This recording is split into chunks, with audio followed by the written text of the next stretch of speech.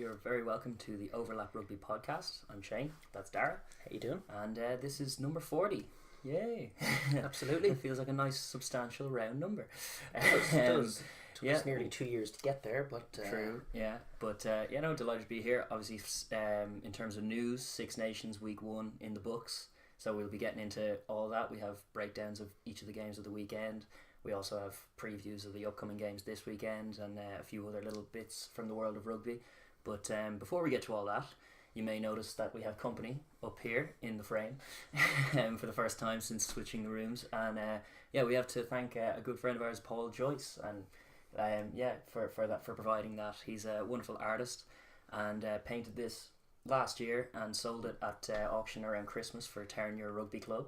As part of their event, and raised 7,500 for it, so fair play. And it's worth every penny because it's classy. I know you probably can't see it. We're going to put it up on the screen for you in the editing room, so we'll have it there. Absolutely. And you can have a look. But it's a really, really great work, and we're happy to have Joe overseeing proceedings as he so often does in Ireland setup. So yeah, he'll be there for the remainder of the Six Nations and probably beyond that. Absolutely. And a little known fact of I suppose it wouldn't be really known outside of our sort of parochial little area that he's registered to Daragh Rugby Club, which is our local rugby club. Yeah. And Tim Schmidt plays for the senior team. His son scored a brace of tries a couple of weeks ago as well. Yeah. So looks like a tidy little player, as you no doubt expect. Indeed.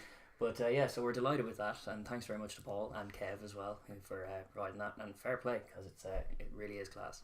Absolutely. So, couldn't think of anything better to open the podcast, and delighted to have it in time for 40. Give our green wall a friend. Yeah.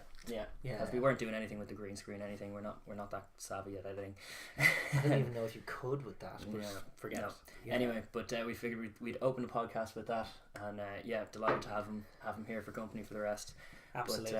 But in terms of the rugby, it's unfortunate that we're going to have to call Joe into a bit of question because we're going to open with. You're obviously proud enough. We're displaying our colours proudly. We've been in worse situations and had to display the colours. You have to take it on the chin. Yeah, to be fair, and we were amongst a multitude of media influences and people talking on the game who were kind of writing England off, but also bigging Ireland up pre-game. We were certainly asking questions of Eddie Jones. We were asking questions of the centre pairing. We were asking questions about their back row. Yeah, drawing on all evidence based on last year. But this was they came in with a plan. They came in. They looked much more like an English team than I've seen in a while, and I'll get into what I mean by that. But it was not refreshing. It was refreshing from a rugby point of view, not so much from an Irish point of view. No, totally. Listen, we have been, and I would say I would probably call myself out more than you in terms of being, gung ho, quite critical of them. Like I still have those questions. I still think that. I feel like they've stumbled into the Tuilagi selection, which was definitely he was valuable. Always he's been plagued with injury, but given a run of games, they were always going to try and get him back in there. But it was in the absence of him, I don't know if anyone could fill those shoes from a defensive perspective. I have quibbles with the back three, and Daly went well at the weekend, but I have quibbles with the back row and everything else. I think they should be looking to play a bit more like Saracens, but. So eager have I been to make that point in general that I think that we've made it in the context of discussing England and Eddie Jones virtually every time they've come up. Yeah. So it's worth devoting some time to talking about just how right they got this weekend in every department. Yeah. I mean, just how. And that was the story of the game. I'll have none of this off day from Ireland, albeit it wasn't their strongest. But I just think England came with a plan, and from minute one, it was funny because off camera we were discussing pre-game. Just when the nerves were bubbling up and you were painting the image of fast-paced bludgeoning carries, England in possession and Johnny May in the corner, and sure enough that is exactly what unfolded. And if that were to happen in the first half, that would be the picture of a bad day at the office. It's the picture of, to credit, and I've always been a lover and defender of Johnny May, even in teams where I'd be chopping and changing that back three all day. I would always leave Johnny May in there, and England do as well, because virtually every time they win games, that's the picture that's created, is Johnny May striding home. And he had a lot more to do than just touch down that ball at the weekend. He was virtually perfect in all areas, defended the backfield. Nullified Ireland's albeit slightly inaccurate kicking game, but certainly coped with that they prepared for that all game. And conversely, Ben Young's his particular box kicking game was fantastic. It was on point. Yeah. It was curious to see. They looked like a team drilled to beat down Joe Schmidt's Ireland, with a slight flavour of playing Joe Schmidt's Ireland at their own game. They were the ones getting the impetus in terms of the collision point in the like just off 9 and off 10, and on offense or defense they were making dominant hits, but they were also upping the pace. They were moving the ball really cleverly. Yeah. Is the other thing, like that opening sort of drive that led to that try. I mean, a lot of people have covered it in so many different angles and nuances to it, but it was just they put great variation on the play. It was instantly dictated by Farrell and Youngs what was going on. It was like a little sneak play down the short side, always with a couple of people keeping the pillars honest, and then whipping it round the corner to the right hand side, catching Ireland's defence eventually, but running really hard lines, but always with options. It wasn't just winning collisions. There was a subtlety to it and a structure to it that was great, and it was one that was bought into by every player on the pitch. I mean, one of the things that can't, it's one of the factors that it's hard to identify how and why it happens, but certain games, certain teams can be galvanised, and then this English team they were so, you could see that they were united and focused in terms of their efforts. Everyone bought into it, and then you got things like the chat out of them, which you could hear through the ref mic on camera. You could just, every time there was a breakdown, every time there was a scrum, there's just noise from every English player bigging each other up and genuinely psyching out the Irish players as well, like calling them out, Murray, I have you. Yeah, Sexton ball. And roughing Sexton after the tackle as well. I mean, there was just a focused sort of attempt to bully. Well, the bullies. It was organised because they came with that game plan, and like nothing will instill confidence other than that first attacking set at blitz at super pace with super physicality, ending in a try that they no doubt were like looking to exploit those channels. It was a Billy Vunipola managing to get his hands free, no ruck instead, goes out wide. The Ireland system that we do bite in, and they expose that way. Have perfect passers of a ball to expose that out wide, and perfect finishers out there when they get there. And it's like, as soon as you see that happen, 7-0 straight away, you're in the Aviva, they're in the game, and Ireland are rattled. And that just didn't change for the remainder of the game. It was England really. I don't even think Ireland were necessarily rattled by it even at that stage. They go back to their process and their systems, but it was not going to be a day for that. I mean, England just kept playing really well.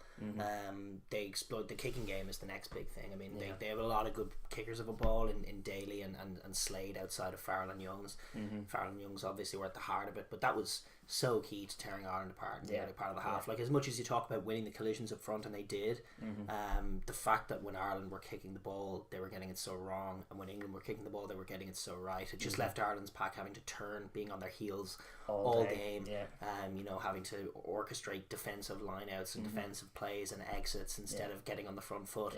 And that was a huge part of the first half, that England just, every time Ireland kicked, it was quite sloppy, and England would return with a perfect kick that isolated obviously Ireland's weaknesses, which we'll get into when we're talking about them. First credit where it's due, and like you touched on Slade there as well. Obviously his own try was a lovely validation for having him in there, where it was like a perfectly worked move in the midfield to expose that defence of Ireland, just to get it wide past Farrell, so that all the forwards that are focused on Farrell are now frozen out, and the wide men have to push out into those tram lines. And then another skip pass, which wasn't forward, was called into question unduly, but was a perfect pass. And then seemed like it was a planned move for May to chip it over the oncoming fullback who was trying to close the door. Onside as well. Oh, he was. That was a perfectly legit try, and that was the game-winning try. That was what. It was also just the tackers out of them. I mean, first, from Ireland's defensive perspective, the sort of narrowness of them. I don't like, in terms of as a solution to the 2015 problem, bringing the wingers up was good, bringing the wingers into the line, but what's the point in doing it if you're going to be so narrow again?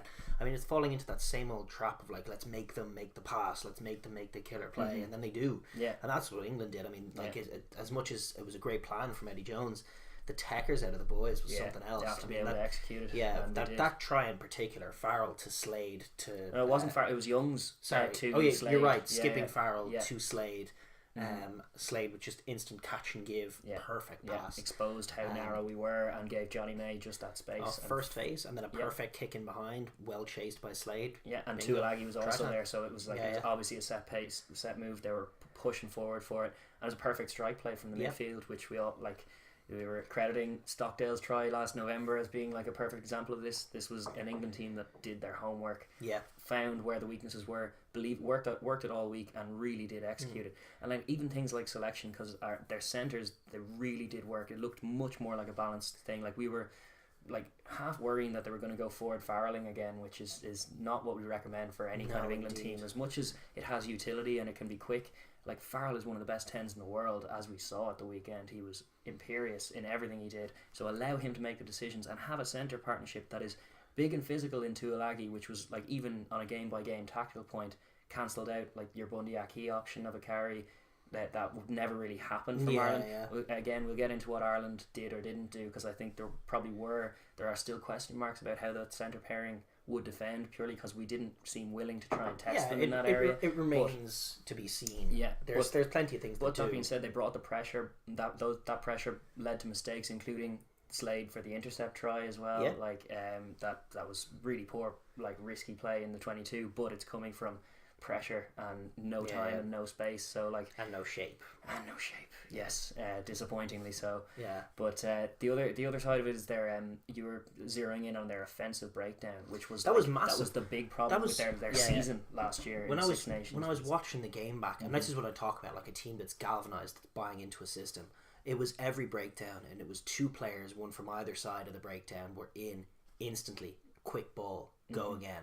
And it was every breakdown. It didn't matter who the two were most of the time. There was a pod that was set of forwards, but it didn't matter if someone wasn't there, someone else got in, like clockwork. Two forwards, great body position, in over the ball, quick ball every time. And that was the whole first half. Pristine ball for Ben Youngs to work with, and it was just they kicked on from there. I mean, that's what the halfbacks need. This is it, and it was like they were controlled in their offloading game as well. It was only really Billy Vunipola and a few, like one or two other things. Mako got one or two away, but mainly they were going for that because they had those pods there. But it's like the first try, the very quick Johnny May try. Yes, it was Keith. There was a defensive error from Keith Earls, also one from Conor Murray not coming out into the line. It was a bit broken, trying to shut that down. But I was zeroing in on Toner, who had a chance to get his hands in, who was there, and Billy Vunipola, and then elected instead to rejoin the line, and that allowed Billy Vunipola to not go down but to pop it out, and then no ruck, quick ball. It's one of those exactly curious ones. I mean, if he sticks around and Billy V goes to deck, and then he's offside, and then the ball comes quickly around the corner. It's true, but I just feel like Billy Vunipola is there, and we've said this before. It's like a lot of where their system broke down last year when they didn't have him in the team. It's like a lot of it is a bit staggered when he isn't able to win a contact and get his hands free, and it means like even quicker ball because you don't have to set that rook. Your game breakers are key. That's you gotta have that. You gotta have them for when things do stagnate, and that's where I think Billy Vunipola is probably going to become even more integral as the championship goes on. As they do have off days, that's going to be a guy you go to be hoping he stays fit and gets a run together, because this side of the World Cup he is key. But their pack is already taking good shape. And we were calling for more Saris in there, but I was actually impressed, like refreshed with what I saw as far as their back play to get into the wide channels. They were utilising some screen type shapes. Farrell is so comfortable with it. That's part of it. But there was like for the second try, the Elliot Daly try. It was a screen, forward screen set up. Billy V I think gave the pass in behind to Farrell, who then gave the screen in behind. But like what I love, it's just options. Because the defence can't commit to anything because there's options always. If the defence drifts out onto Daly, who was coming round to receive the second screen, there was that short ball option, which would have been on a weak shoulder, go forward ball, we go again. And Farrell is so great at making those decisions in real time. He's probably the best at it. It's just it's a cracking little system that they have in Saracens that nobody has figured out how to defend yet. Not properly. Really, I mean, outside of a couple of games, maybe it's been a source of continued success for them as an attacking shape for 4 or 5 years now. And it's great to see it. You've seen it implemented in parts in England, but from Farrell is so comfortable. Like you do see a lot of teams try and shape out that way, but sometimes it's just not selling the options as well. This is where the balance was upset in that England team for too long, when there was Ford and Farrell there, and it's like, sure, there may be a short line being run, but it's not really convincing, and the defence isn't held or committed by even if it's given to, you know, Slade at centre, you know, I think they're back in there one-on-one to make that tackle, whereas if it's Tuilagi running that line, that's the point. I was going to say that was another side of that first try. It was Tuilagi who was skipped, and it was Tuilagi who Earls was trying to get man and ball because he knew that was the only way he was going to stop Tuilagi, because his presence in that line makes defenders doubt.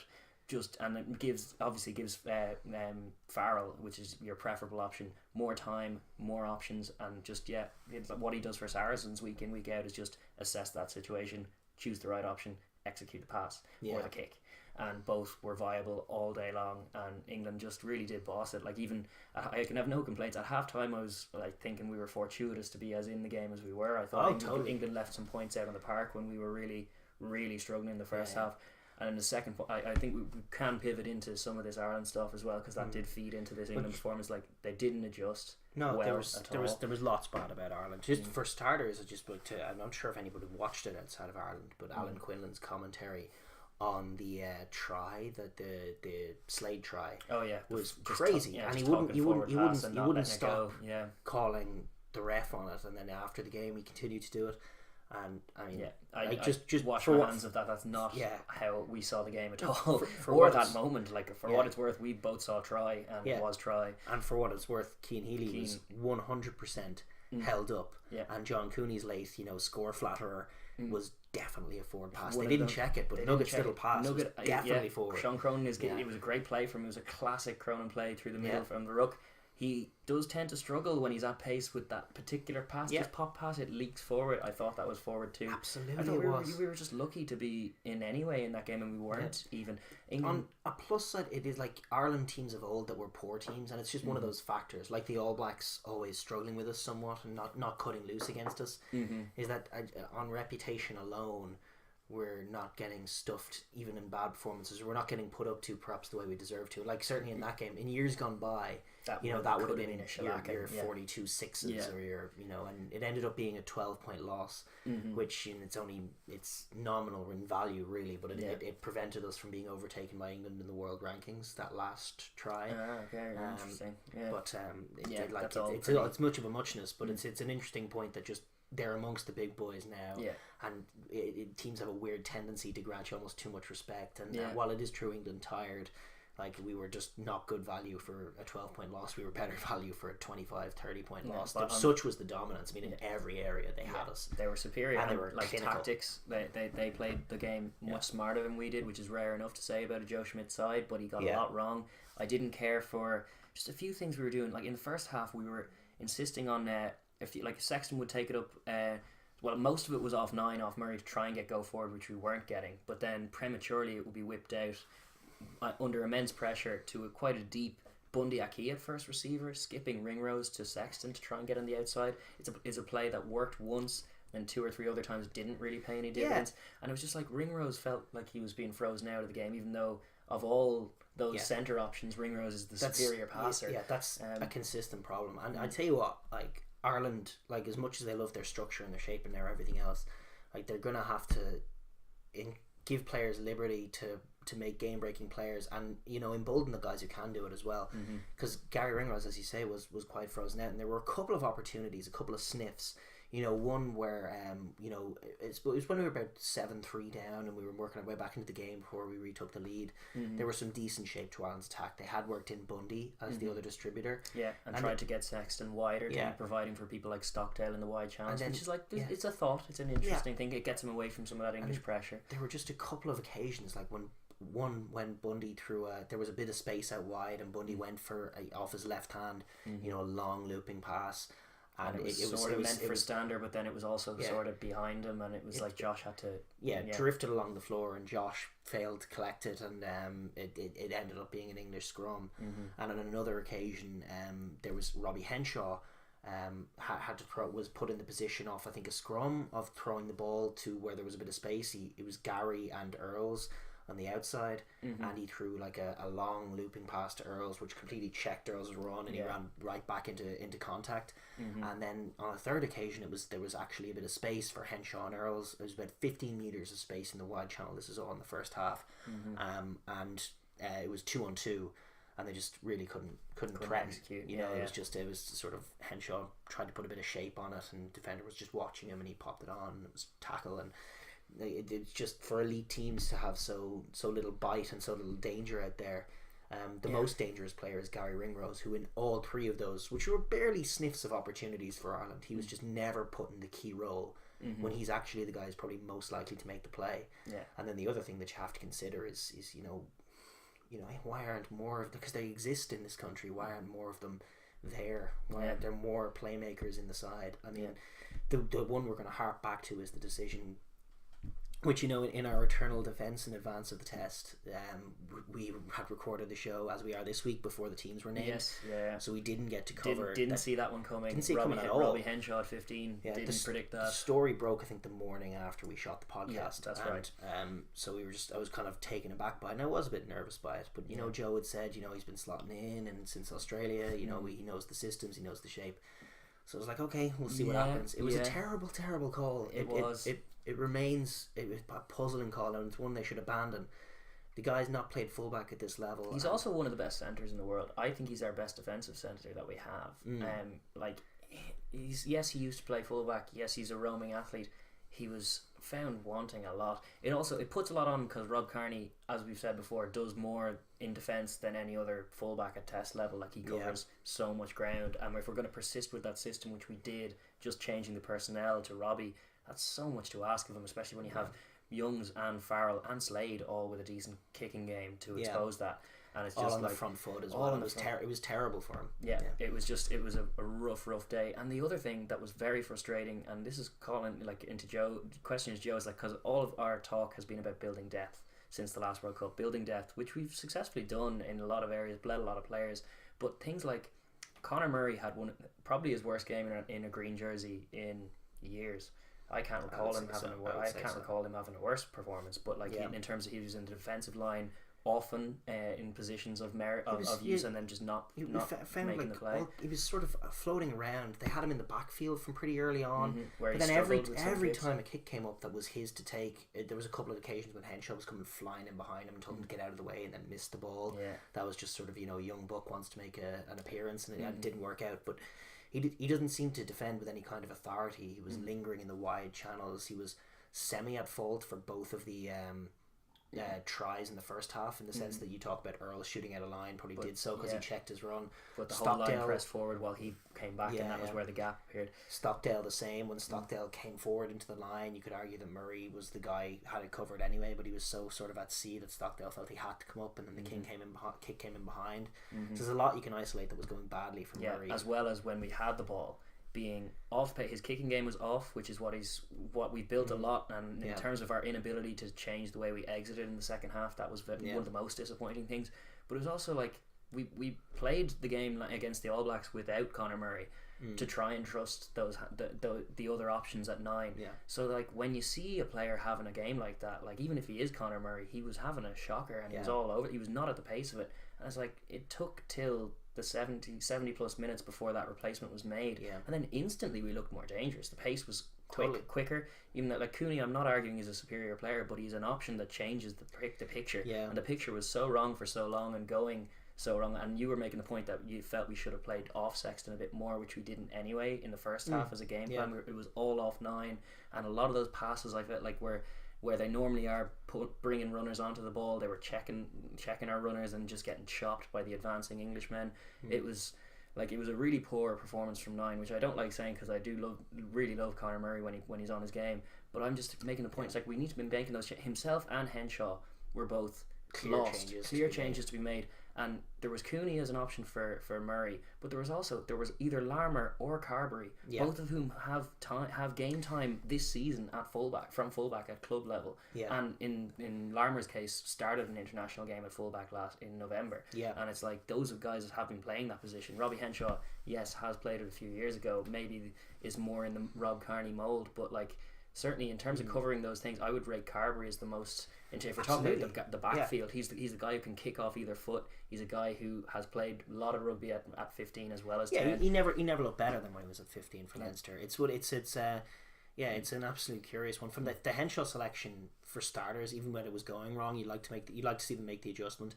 It didn't make much sense in because it was essentially like, you can say he's in the same mould as Rob Kearney, but what we discovered is just nowhere near as proficient at doing all the brilliant defensive work that Rob Kearney does. Yeah. But Rob Kearney, like, you never see him caught for pace. You very rarely see him caught for pace in the backfield because he's so clever at where he puts himself. His positioning. Like, He's just those balls that were bouncing behind Henshaw, he just doesn't let that happen to him. You just never see that from Rob. That's not a picture you're used to, unless it's going dead, in which case he'll just slowly trot after it, jog back at the right pace. And dot it down. But like, that proficiency wasn't there, and then, you know, everything became untethered then, because then Jacob Stockdale looked unsure in his role, and Keith Earls looked unsure of their role, because there was no generalship from Henshaw. So from a defensive perspective, it was no better, and indeed much worse. And then from an offensive perspective, like, we have Rob in as a defensive player. Robbie didn't solve that solution. So what you'd like to see at least is you make the adjustments on defense, you bring a couple of wingers back, change your shape somewhat, and then bring in a fullback who can offer something from an offensive perspective. And Henshaw just wasn't that guy. He's another centre. He's three centres on the pitch. He doesn't have the pace either from fullback to really threaten on counter attack or anything else. I mean, you saw Larmer as the guy who's got the experience at test level. Like, I would lean very strongly, for the reasons that you're outlining, for Joey Carberry. I think as Leinster fans, we've seen when Sexton and Carberry are on the same pitch at 10 and 15, it adds so much, and it just brings those wider players in. It would have led to Gary Ringrose being more of an option, because the defence has to adjust to worry about Carberry at the back as well. It creates a more balanced look to the offense, we would feel, and it was also just a change that was crying out to be made, like the one at scrum half. It's like, if we do have those players, but I think when it's going wrong, why can't we make those changes? I think the issue sooner? with scrum half was probably because it was John Cooney, and I don't think that Joe Schmidt necessarily trusts John Cooney. I mean, he's had him fourth in the pecking order all through last season. He didn't draft him in despite his great year at Ulster. He never really rated him at Leinster. I feel like if it was Luke McGrath or Marmion on the bench, he probably would have made the call earlier. But it's a mistake. I think it's a mistake. I think like, in a game when it's going that wrong and nothing's changing, because at around 60 minutes that was the picture before, like, just as England were running in their game-winning score, there was a lot of Ireland sets in our own half trying to get out, and the only exit we had was slow, laborious plays leading to rushed box kicks or just inaccurate. Joe's box Ireland kicks. has also never liked the second distributor. You know, he has his general and lieutenant in Sexton and Murray, and he likes to play off them. He likes Sexton to be the quarterback. He likes him to run the plays. You throw another distributor in there, all of a sudden that's another decision maker. It's it's another more potential mistakes. But I think more and more as teams front up to our pack and start targeting our halfbacks, you're probably going to need that extra option. And certainly when you go behind in the game, you need to be able to vary your play. You need to be able to throw some new shapes into your attack. You need to give their defence pause when they're rushing out. Reasons to be, tentative Doubtful. Somewhat and doubtful. Yeah. Exactly. Yeah. All of a sudden, we were rushing on Sexton. He's flicked it in behind to Carberry, who has a couple of runners he can use. Throws a bit of footwork in there.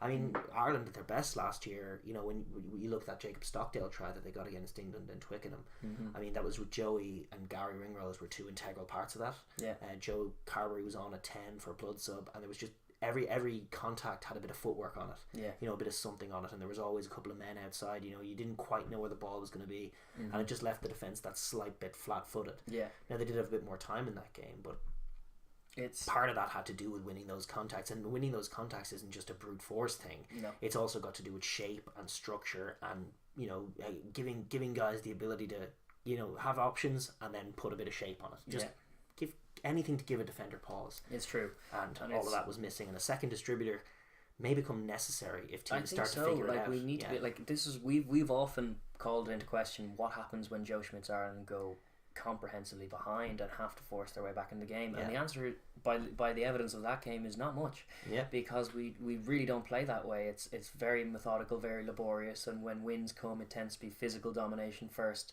3 points, 6 points, 9 points try, and we're out of sight and holding people at bay.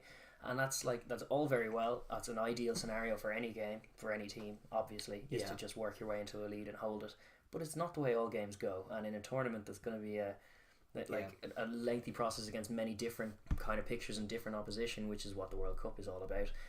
There needs to be more shapes to your attack, and you need to be able to dig yourself out of holes. It's why Ireland are deservedly not ranked ahead of the All Blacks in spite of November's result, because as much as we've had our doubts about the All Blacks in recent years, they still have that blink and they'll score. Ability to just instantly go the length. And that's danger. killer. So because they're never out of a game. Yeah. When Ireland had, you felt they were never in that game. You felt they could never get back into that game. You just didn't see the picture. No, it's true. Well, Ireland, I'm sure I've heard criticism of this Ireland team from supporters of many other countries and all like of Tyndalls and and I understand the criticisms in terms of it being very boring, and you can kind of look at the back line and think there's not much going on there. These boys, but what ends up happening in a lot of those games is that they're so clinical, so professional, and then so physical. And listen, that they get the win and can control as far as tempo is concerned as well, which is always a point in a game. It was England's tempo from minute one, and Ireland struggled with that tempo and never were able to impose their own. Indeed.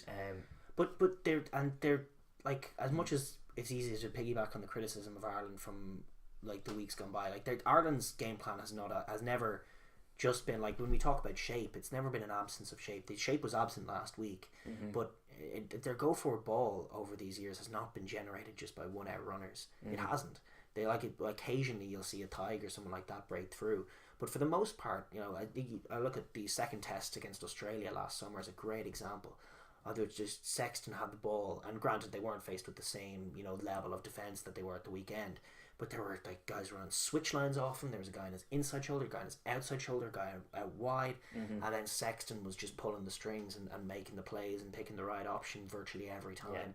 And then occasionally, just once or twice he just went for it when they drifted off, and he was just constantly presenting with pictures that have equations that have so many different variables that they couldn't cope. But that's Ireland at their best, and you definitely, I feel like another distributor is going to be necessary just because of the degree to which they went at our gain line ball, which everything comes first from our gain line ball. Get a bit of quick ball, then give it to Sexton.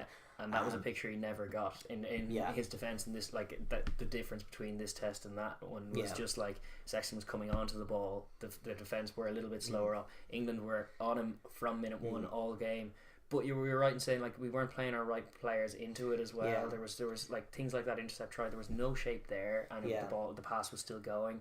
So there's also the galvanization. We used it as a point about that England game, that Ireland game. That was, for me, it was one of their best performances. Probably their best performance, maybe apart from the All Black game last year. That second test against Australia. And it was the week after they'd been defeated, and they'd been defeated by the Pocock factor. So they were so focused on the offensive breakdown. Every time that grey scrum cap got in off the ball, they were killing them, and that was generating the quick ball. And you didn't really see much of that. Everything was reactive. Everything was sort of staying the shape. You definitely didn't get the feeling that they were sort of up for that physical, exchange. The way that England were. They were, and that's where it's easy to harp on that for too long. But what essentially happened was England were the ones knocking them off that, because Ireland are and have been an exceptional team and phenomenal. So it was a really great effort for England to shut them out the way they did and unnerve them the way they did, and just have the options running dry while England's were all very viable and they were picking the right ones. And it was just it was a consummate dyed in the wool total English victory, and they were good value for their bonus point, even though it was regrettable to gift them it in such a fashion. But they were definitely good value for winning 5 points to 0 on that front, because that was just the difference between the teams.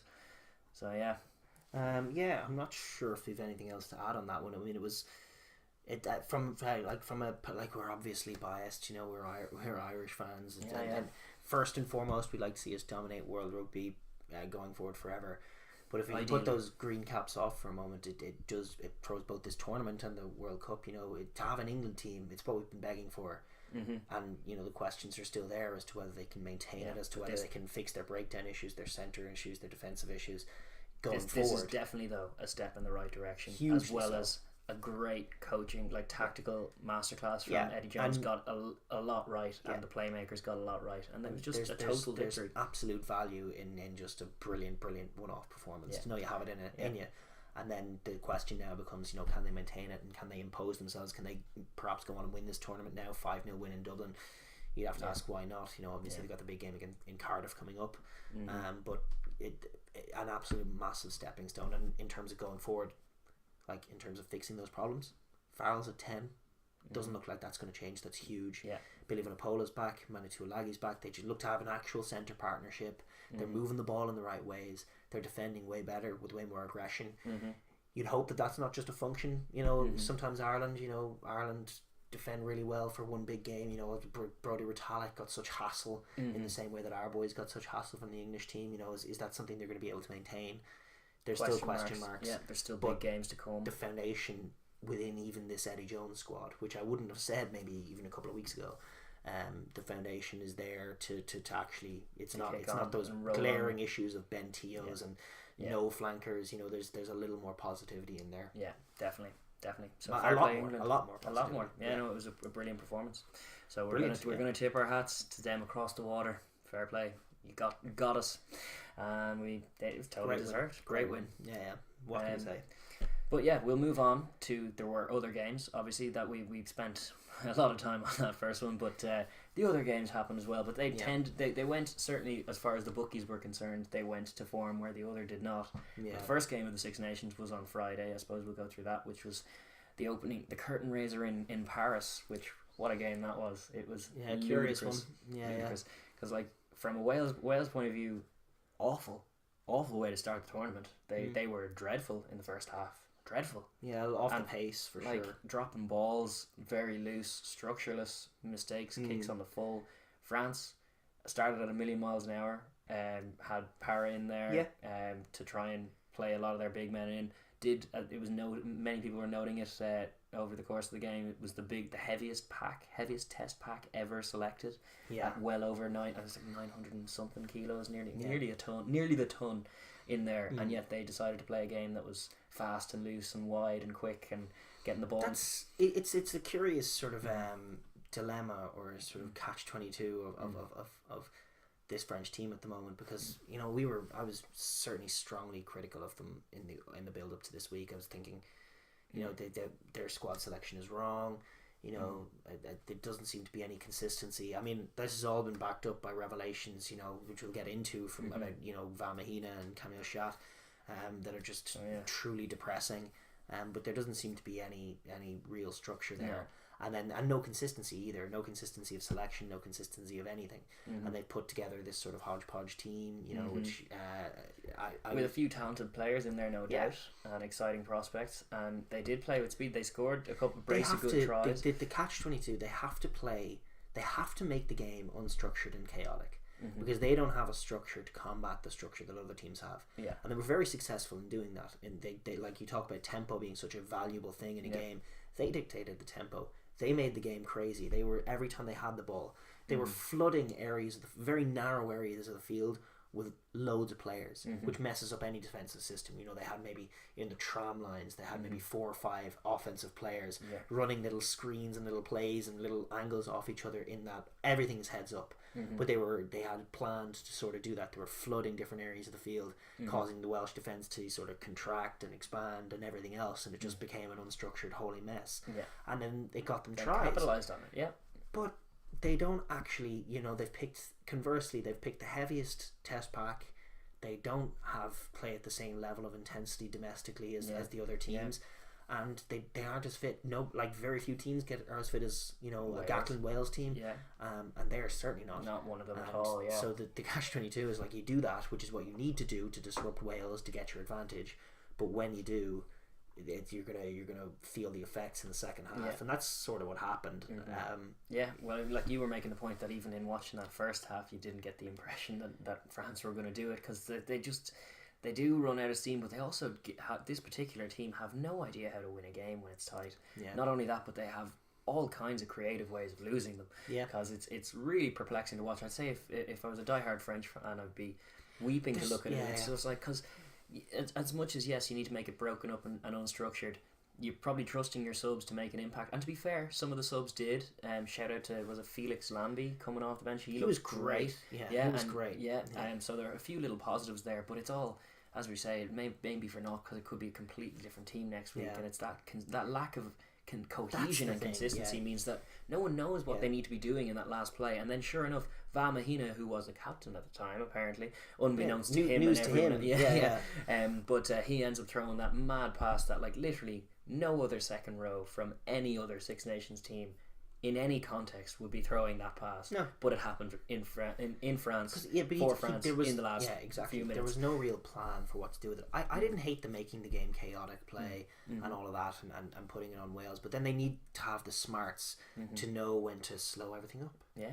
You know, to just slow down, roll our big guys, put the ball in behind. And there's little nuggets. Sorry to step on you, but there's little nuggets that I'm seeing in Camille Lopez that he's like going to be like he has the potential to be a really great international class 10. Yeah. Like he was that drop goal on half time was so the right call. Yeah, and it gets the whole crowd into it. Like he's a very French 10 as well. Like in some of those great teams, like it doesn't become all about him at all. No, and he brings these wider players in, and their centre partnership was an exciting one. In ball in hand, it kind of worked because they can both pass the ball, and it led to some of that space in the first half. But the point I was going to make as well, as far as coaching is concerned, is like they had those young guns out there for the first half, but they had two members of their backline in Huget and Medar, who we've been calling in Toulouse as well. Like this is a problem Toulouse have had as well. Is that those guys are pretty old now, particularly for outside backs. Yeah, and like the amount of running and the amount of things they have to be doing. It's like if you have those impact men on the bench, why are you not taking those guys off? Why are you taking the younger, fitter guys out of your team to replace them with also... Who did they take off? They took off Pinot for Fiku. Yeah, which was crazy. And they took off Fofana, who, to be fair, was just coming back, so I kind of understand that one more. Yeah. But taking Pinot off, who had been class, that makes no sense to me. Yeah. Like, I'm all for getting Fiku in there in the second half, break it up. He actually did make a few good plays as well, and they're persisting with him on the wing, which is part of that, like, flooding unusual channels with unusual players approach, which I'm not necessarily against. No. But it's like, Huget's the one making those sloppy errors, and Medar kind of was brilliant in the first half, faded and wasn't as impactful in the second, which has happened for Toulouse before as well. That was a mistake Toulouse made when they came to Leinster, was taking Ramos off instead of Medar and then paying the price almost immediately for it. And it's like, I'm all for having Medar there, having some of those senior heads to try and dictate that tempo of play, but get them out of there in the second half when your forwards are starting to tire and they're starting to tire. You need to replenish it and be able to up the tempo again. Indeed. I don't really see much evidence that the senior heads are dictating anything though. For starters, like I just think Ramos, because you brought him up there, is just uber talented. Get him in there. Yeah. I mean, straight away. Ahead of the World Cup, they haven't got time to breed anybody in ahead of this World Cup. You know, they got Argentina and England in their pool. Yeah. Like if they want to get out of that, they're gonna have to be on their blow. Yeah. And they need their best players in, and that's not going to include the old boys. That's going to include the young, talented guys, aggressive guys. The other thing is like I was sort of trying to make point about like what they could have done with Lopez, because I think we said in advance of the game last week that I felt that they're we're going to tire. They've picked a super heavy pack. They're going to tire out before Wales are, and they're going to need to strike when chances are there, but then pace themselves. And a huge part of that would have been to attack Liam Williams from fullback in the backfield. It's not like Robbie Henshaw. It's not something he's necessarily used to. He plays on the wing for Saracens. He's played on the wing for Wales when he's played a fullback for the Lions. He's more used to it than Henshaw for sure. He's more used to it than Henshaw. It's definitely not as glaring a weakness as Henshaw's was for Ireland. I think actually in high ball terms there are a few better than Williams, but that's not the kind of ball you want to be putting. Cover. It's the low, that's what grass finders that you're looking for. They needed to put that ball into the corners, and nothing is being coached into them, which is a shame. And then the other thing is that Para at 9 really, for me, like as well as missing a load of kicks, really did fail to impose himself in any kind of meaningful way. And they're rich in talent in scrum halves who do more than what Para was doing for them. And you talk about like Machino, Dupont, Saran, all I think are more viable options. I just don't see what Para's bringing at the moment. His kicking game is loose, if anything at all. He's just he wasn't bad from the base in the first half. He was quick. He was recognizing that the tempo they needed was quick, and so he was getting it out there. But the tempo they needed at times was quick, but it made like a lot of what happened in the second half was the makings of the first half. I mean, people are talking about just sort of a different French team turned up. They started dropping balls.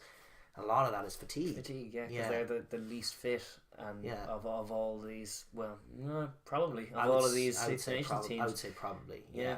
And a huge amount of that is fatigue, and that's why just street smarts. When they had their couple of early tries, play the territory game. Test Liam Williams, put the ball in behind, and that's the kind of thing that you'd be looking for your wise old head and Power to be doing, and didn't really see it. And then Lopez as well, as you say. He didn't impose himself in the game. I would like to see him do it more. I'd like to see France get a coach not from France. I think never happened. Yeah. Will it ever happen? Will they accept that? Michael Cheika's Stade Francais kind of buzz. There seems to be more hunger in them to win games. There definitely does, and there's still head scratching going on. They're gutted whenever they lose a game, and there's a myriad of reasons, controllable reasons, why they keep losing tight games. Yeah. And every time. As soon as it gets into that position where it's like who's going to blink first, it's always going to be them against any of these top tiers teams, because the systems that are in place to get you through those tiring moments or those tough, trying last few minutes. Like it's much easier for a team like Wales to trust in their systems, because as we've said in previous podcasts, like Warren Gatland's been there for 10 years plus, and everyone knows how the system works. Like in terms of their defence, it's very rare that any defensive errors come from anything other than an individual making a mistake. They tend to keep their shape even to the dying minutes. Whereas France, when they're trying to make something happen, as they were at the end, like they really do become all chaotic. They were in the lead when he threw that pass.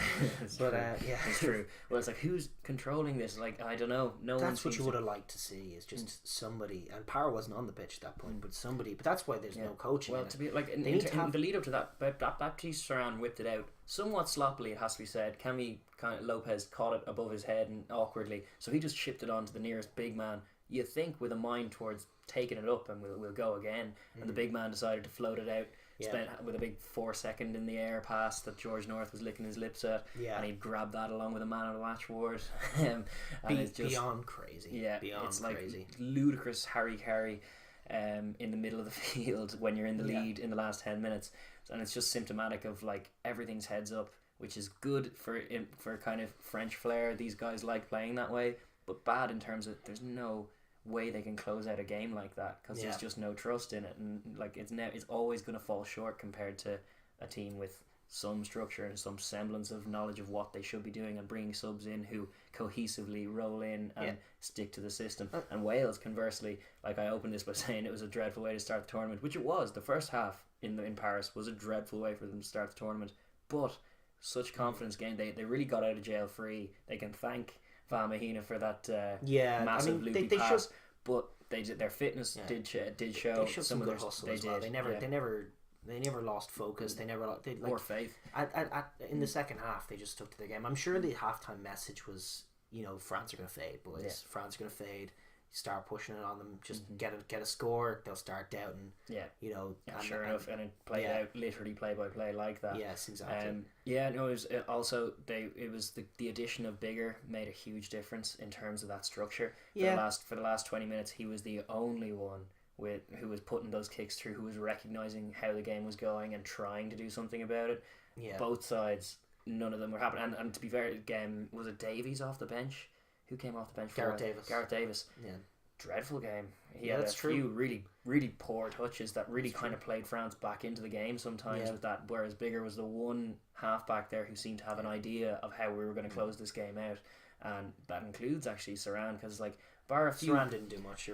He had one perfectly weighted box kick which was gathered by Fiku, only to be thrown away by Van Mahina. That was actually how that play started. Was a phenomenal catch from Fiku from a good box kick from Saran, which was all good play. But then so it's all very heads up and very chaotic still, and it's like when those halfbacks come in, it changes too much, and yet not enough at all as well. Like it just changes the look and the physique and the kind of style of the pass, but still doesn't change the plan because there was no plan.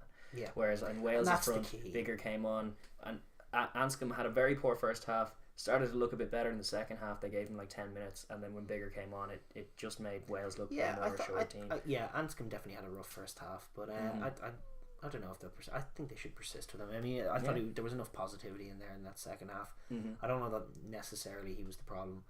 No, well, this was it. Like there were players like Lavidi dropping balls in the mid, Lavidi and Tipperick had great second halves. They did, these were kind of coach killing errors from across the park. There was just like random drop balls, like 2 or 3 phases into a set that are unaccountable. They started very slow with ball in hand, and defensively they were caught a little bit cold by France flooding certain channels at certain times and just causing them grief, and a few poor decisions, including George North biting in, which he has a tendency to do, to let Huget in for the first try. It's the exact same way that Ireland started their Grand Slam season last year. A very unconvincing performance in France when they coughed up the game, and got out of jail. Yeah. And showed some good hustle to do it. And Mhm. Ireland's obviously was so dramatic that they got a lot of credit for it, which sort of gave them great media spin from what had been a terrible performance. Yeah, and Wales have less of that because there was the tries that they did manufacture were such gratuitous mistakes from France. Mm-hmm. But they'll be quietly happy with that. You know, they're going to get to play Italy this week, chance to play themselves into the tournament, and then prepare. Mm-hmm. They get that week off to prepare for that big England game. Yeah. Which if they win, you know, happy days. You know, it's a curious start to the tournament because, you know, I think we think now really as the Triple Crown sides is probably your big four. Yeah. And they're starting with away fixtures against Italy and France. Yeah. Travelling around Europe, and then they're going to come home for the Triple Crown all in a row to finish the tournament. Away, home. It's easy. It'll be easy to sell those tickets after two wins on the road. Yeah, you know. Hell yeah, it will. Yeah, and there'll be a hell of daffodils will be flowing. The first time we hear that anthem in the Millennium Stadium. That's always a big part of the Six Nations.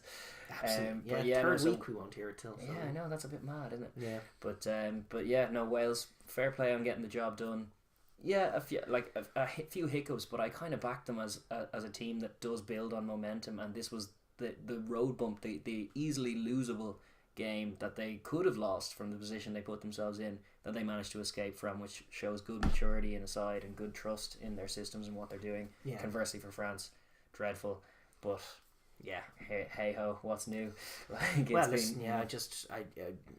so optimistic when I was looking at Toulouse, but just to sort of buttress the point on France, you know, they've had however many, you know, Fiji, Ireland, South Africa, Wales now, one score performances. They had the game, let it slip, all in Paris. Yeah, these are at home. Defeats and they're just when they manage to do enough at home to get the game competitive, no matter who it's against. And still, they just can't execute when it comes down to that. You just see glimmers of hope of the talent, but there's no structure there. Val Mahina, the point we were referencing earlier, was made captain when Garado went off. He didn't know. Wayne Barnes went up to him to tell him something. He said, you know, address the captain, and Wayne Barnes said, "You're the captain." Not that his coaches know. That's from the horse's mouth. He that's a quote from him. He said that the coaches never told him. What are you meant to make of that? Like, that makes no sense to me at all. More news from the week. Camille Shah the hooker from Racing, has been called up to the squad. Isn't going to make it into camp until Thursday when we're uploading this, because he was called up on the Monday because he's on holiday. He's away. So he's come in fresh from the beach. Yeah. And get into camp and scrum for a bit. Yeah, fly straight to Twickenham to play England, to link up with the boys. And it's crazy, really. Yeah, there's just it's rudderless and unprofessional. And no matter how much talent they get there, until they start to put structure and professionalism to their game, they're never going to be able to compete with the teams in the Six Nations outside of Italy. They're just these teams are getting too good. Yeah, I tell you, Scotland and Paris is a scary game for them because they go back to back defeats in Paris. That's gonna be a lonely place for them. Yeah, but that's true. A danger. So that's possible. That's a scary game for them. Yeah, really is. I don't know what's to be made of it. Like they could leak a load of tries. It could be a very pretty game, but if it gets down to the dent of it, I'd back Scotland as the more systems driven both team. Sides are like, they'll try maybe now muscle Scotland, but if they play them at jouet, you know, whoever gets the better of the first half, you know, Scotland are going to get the better of the second. Yeah, and listen, it could be same old. So potentially looking at that Fiji result as a template as well, even it's worrying times for France. I'm still hopeful with all the talent in the world. You know, this squad is there to be assembled and put together to go and actually challenge for a World Cup. Yeah, that's the bonkers thing in the middle of it all. Yeah, and it could yet happen. It's been known to happen before. As good as Ituria was at 7, you know, he's a second row / number 6. You know, there's guys like Camara in there. You know, there's more breakdown players in there that aren't being given the go at 7, and there's just a lot. Personnel wise, but then structure wise, there's just a lot being done. There's also I question their rows, because that young boy from Lyon, Felix Lambie, should be in there. Young French lad, get him in there. He was looking like a young James Ryan. Like last year's James Ryan. He was just every contact. Yeah. He actually kept them in that game. He did. Kept them in touch with some serious plays as well, including a charge down. Then he was onside. Then he gathered. Unreal.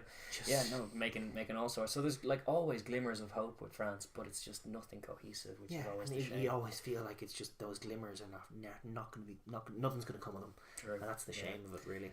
So with that we'll park that game and move on to the last game of the weekend, which was Scotland Italy. Scotland 33, Italy 20. Flattering scoreline for Italy. Very flattering scoreline. Almost more flattering even than Ireland's scoreline. Possibly, yeah.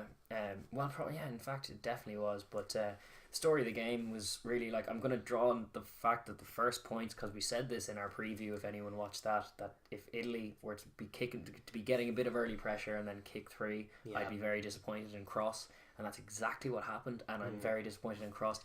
But it also, like, it tends not to be reflected on. It had a tangible impact because they ended up getting 3 tries, albeit some speculative calls in the middle of all that probably led to a bit of momentum being gifted to them. But if they had not bothered with that 3-pointer and maybe kept with the pressure, maybe got the first 7-pointer of the game, even if Scotland went on to do what they did and show their class and score a load of pretty tries, which they did. I think it was 5 tries overall. Hat-trick for my boy Blair King on the wing. Yeah, grabbing some meat. I love it. Looking good. Love it. Looking really good. Linking well with Stewie Hogg. Stewie Hogg throwing crazy out passes out of contact, that putting him into space. Him grabbing his own try as well. Just Finn being able to pull the strings. They were really making mugs of Italy in defensive shape. Even if Scotland had done that. Even if they'd done that, and then the way it played out at the end, managing to get a bit of momentum and grabbing those 3 tries, that would have been 4, and that would have been a bonus point. And that's what we were saying they have to be going for. They have to be thinking tries all the way, especially against a team like Scotland, who are liable to leak some tries as well as score loads. You're more likely to get some points on the board by scoring those tries. So why kick 3 at all? I would say, before we go on to talk about a glorious Scotland, you mentioned the referee in there, Luke Pearce. That was huge. We don't usually give out about referees, but that was mad. That was a case of just sort of buttressing the score. It started that way, and then it sort of got out of hand pretty quickly. But like, Italy were on the attack, and he gave Scotland a yellow card for what was perfectly legal play for me. It was I think against Jamie Ritchie. He was just in over the ball, causing trouble. You know, you had to go at it. He was in by himself. First man had to go at it. The lad on the ground pushed it to the ground. Had another go at it. I mean, he won the penalty and got carded for it. It was madness. And then from that, Italy go and score a try. From the kickoff, Italy do a terrible kick. Stuart Hogg, who was brilliant all day, punished them and ran in for a counter-attacking try. One of the tries of the tournament, which was insta-called, not TMO'd, insta-called as crossing, and was revealed on the replay to be a dubious call. At best. It was like a nudge on a tight head prop. It was the tight head prop nudging Ali Price out of but in terms of like the alleged block was on a tight head prop who was no more going to make a tackle on Stuart Hogg. That space. Indeed. And it was 7 points chalked off the board. Instead, Italy down the field, from which, penalty. All of a sudden, they're down on the Scots line. They have another try. And then the last try was just, that was just a try. That was the one try that was just a try, but it came probably of all of that momentum generated and a touch of the Scots feeling victimised all of a sudden and going. Which is unfortunate for them. They'll be studying that, and rightly, as far as things that they should be correcting, because they shouldn't have been as brittle in that ending exchange. But at the same time, it's not on for a ref to be that influential in terms of just guiding. If points difference end up mattering for Scotland in any capacity, you got to go back to that game and think, dude, you can't ref like that. I don't care if a team is winning another team. It's not your place to, I mean, did you have money on Italy beating the spread? I don't know, but they didn't anyway, and for all of that, it was only 3 tries, so they were just pure consolation scores, which is where they were born of. But I'm making the argument that from an Italy point of view, don't be going for 3-pointers against anyone in any circumstance. You want 4 tries on the board against anyone. That needs to be I agree with that. I think that there's a dilemma with what O'Shea is doing with Italy. There's certainly an improvement in terms of personnel generally. They made some curious decisions, moving Campagnaro to the wing to accommodate Costello, who had a pretty poor game. He did. Poor game in the centre. I just like they have. I feel like they're still their better players. Like, as much as they have your Campagnaros, and Esposito's a pretty useful player on his day. Padovani on his day again can be a useful player, but I still feel like their best players are still in their pack. You got a back row with Parise and Negri. You got potential to come back, and Zani perhaps to come back as well. You've got a lot of potentially very good players. I think that they need to incorporate a kicking game. I think they need to be kicking. I think they need to be playing games in the opposition 22. I think they need a couple of players who can make those kicks happen. Yeah. I thought Hayward was good value for covering the backfield. Yeah. I would persist with him and use his boot, because I know he has a good boot, you know, from watching him in Treviso and also back, I think, with the Reds back in the day. Like, he can definitely kick the leather off a ball. It seems like Carlo Cana's fallen out of favour. Seems so, yeah, because McKinley was there on the bench, and he actually had we're obviously huge fans of McKinley, former Leinster man. Yeah. Excellent to see him doing so well and getting capped for Italy.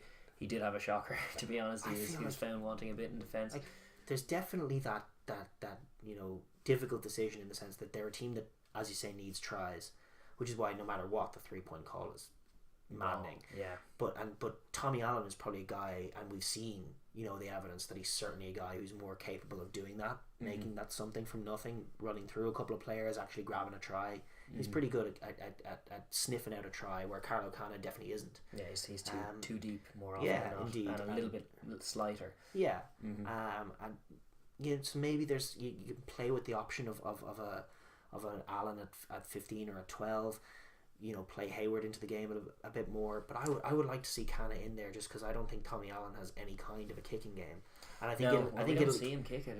And I think Italy need it. I think Italy need to put the ball in behind teams, play them up on the try and turn the defence a bit. Play a bit of 10-man rugby, and just because you're playing 10-man rugby again doesn't mean that you need to kick 3-pointers. You know, there's not too many examples of it, but I like the idea of 10-man teams who are ruthlessly looking for tries. Yeah. Every time they get a penalty, it's just down in the corner. They're just pure territory. Yeah. You know, we just play down here, we play down here. What? I'm not kicking 3, then we have to go all the way back there. I'm going to the corner. The only acceptable reason to leave here is with 7 points. Yes. And yeah, well, I fully agree with that. I just think it's a better way to put pressure on teams, and it also. I also think it's a better outlook when you're accepting the idea of we are the inferior team in this matchup. We are the underdogs, which is where Italy perpetually are in this tournament.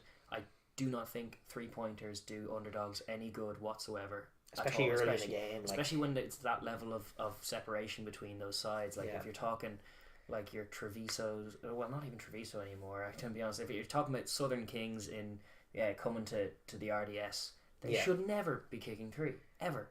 Because it's like all that's going to happen is that 3 points is going to lead to 4 tries in response by the superior team once they grow into the game. Yeah. You want to be making the most of your chances when you have them in the first half. The chance of catching them cold is like, do not get three pointers to get the scoreboard rolling is a perfectly acceptable standard option when you're talking about like Ireland versus New Zealand or England versus South Africa, or one of these games that are tightly contested games between 2 world-class teams. Yes, you want to convert your pressure into points. You want to slowly grow into the game.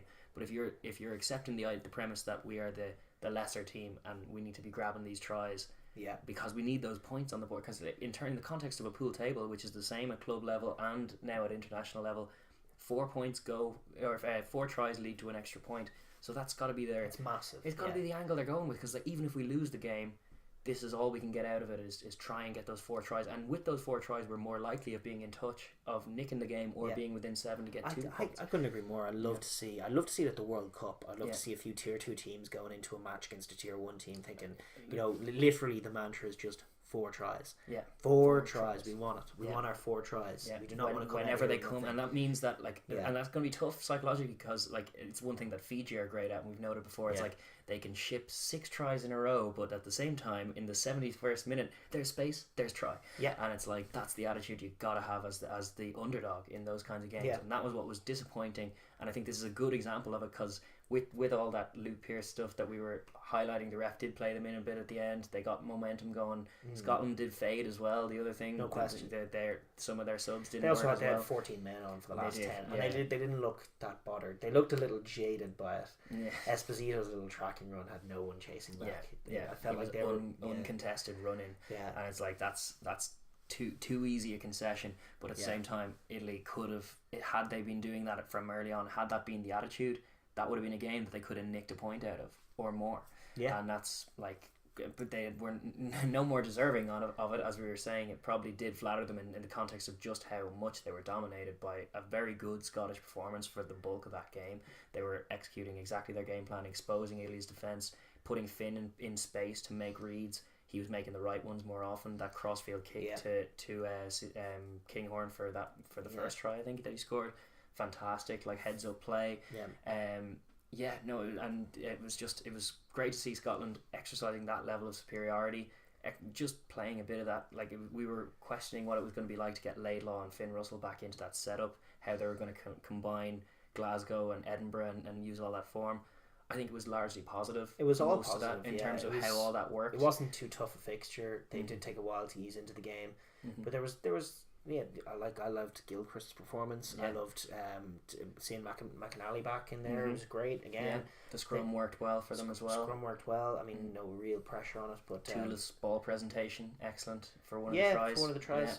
And Stuart Hogg again, like you were talking, linking up with Kinghorn, easing a bit off him. He hasn't looked as good in a while. He hasn't looked as free flowing. He was against Italy. You know what Jordan Larmour does to Italy. This is true. It's the pinch of salt that has to be added over every review of every Italy game. But yes, I was a little disappointed in Italy defensively, not showing anything new. Like after a bit more positivity and some they were fragmented in the centres. Like that option of like that tactic of moving Campagnaro to the wing really didn't work, because as much as he's not the greatest defender, he soaks a lot of tackles, but like they were completely put in his place, exactly, and he was completely misshapen a lot of the time, and they were exposed. And like things like Finn Russell feigning for the Harris try, I believe, which like he shaped a kick, the defensive line reacted, everyone got soaked in, just delayed the pass, put it in to the excellent Strauss, who came on early. You were perplexed that he was. I found it very curious to see him not in the starting squad. I was relieved to see him like head and shoulders above virtually anyone else on the pitch when he came on. It's like, that's my old friend Josh Strauss.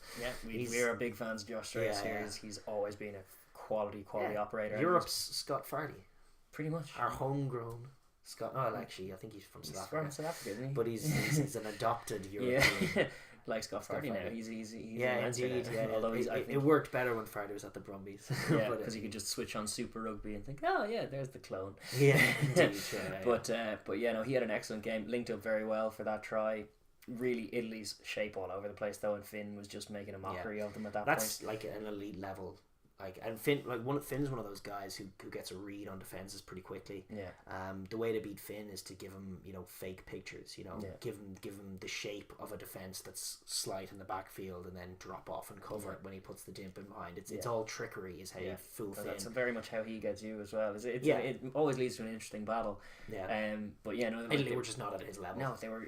What we suspected before is that Scotland, particularly at home, just a superior rugby team to Italy at the moment, and they are. That's the thing. When they get at home, they settle down and play rugby. It's when they get away that they can be a little flustered. It's the brittleness that you're talking about. It's just that they.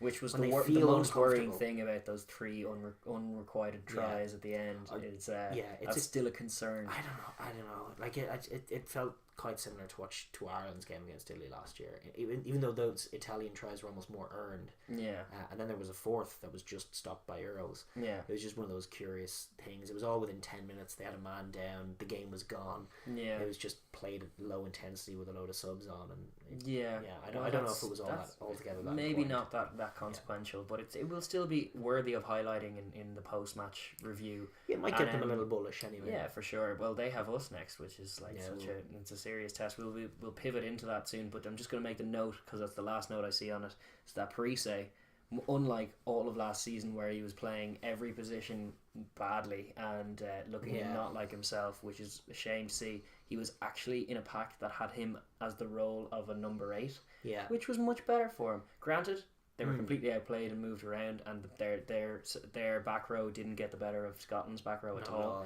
And it was Strauss who was the head and shoulders of the classiest operator in that area. But it was good to see Parise being able to slot back in and being able to trust the players around him to just do their jobs. So he just did his. He was probably humbled a bit as well by what he was doing last year. Probably a little, He had to do it, and before the O'Shea era, it was just him and a bunch of spoofers, and he was the guy who had to make every play. And now, he was still trying to do that the last couple of years, even though you felt like he's a bit older. His hands aren't the same, his legs aren't the same. He's got more miles on the clock. He does want to carry on to the World Cup, and they probably want him there for the World Cup. And I feel like O'Shea's had that conversation with him in the pre-Six Nations talk. He was quite critical of his performances last year, So I feel like he's been humbled a little bit, just a bit like when Joe Schmidt was in Leinster and he humbled Brandon Driscoll. You know, it's just you go into that Italian camp and Sergio is captain Sergio. You don't question him. And O'Shea's like, actually, you're number 8. Why don't you play in that position and stop frustrating me in the wide channels? Indeed, those intercepts that Stockdale's going to pick off. That kind of crack. So like that was one positive in. An otherwise somewhat negative. And he was one of their better players. He's worth keeping for sure. And like I really like the idea of a back row of Pellegrini, Negri, and Parise, because those 2 young guys get through a lot of work. They really do. And Parise it'll free him up to just make plays off the cuff from number 8, which is a playmaking role in and of itself. He can try and get those hands in there, but he doesn't have to be a first receiver throwing speculative passes instead of the 10. You know, like that doesn't have to be the way forward for them, and I don't think it will be. But like there are signs of growth in Italy throughout, but Scotland are just way ahead. There have been signs of growth from Scotland for the last near decade. The seeds were planted a while ago. This was always going to go this way. It was the Scotland were good value for it. Some of those tries were excellent.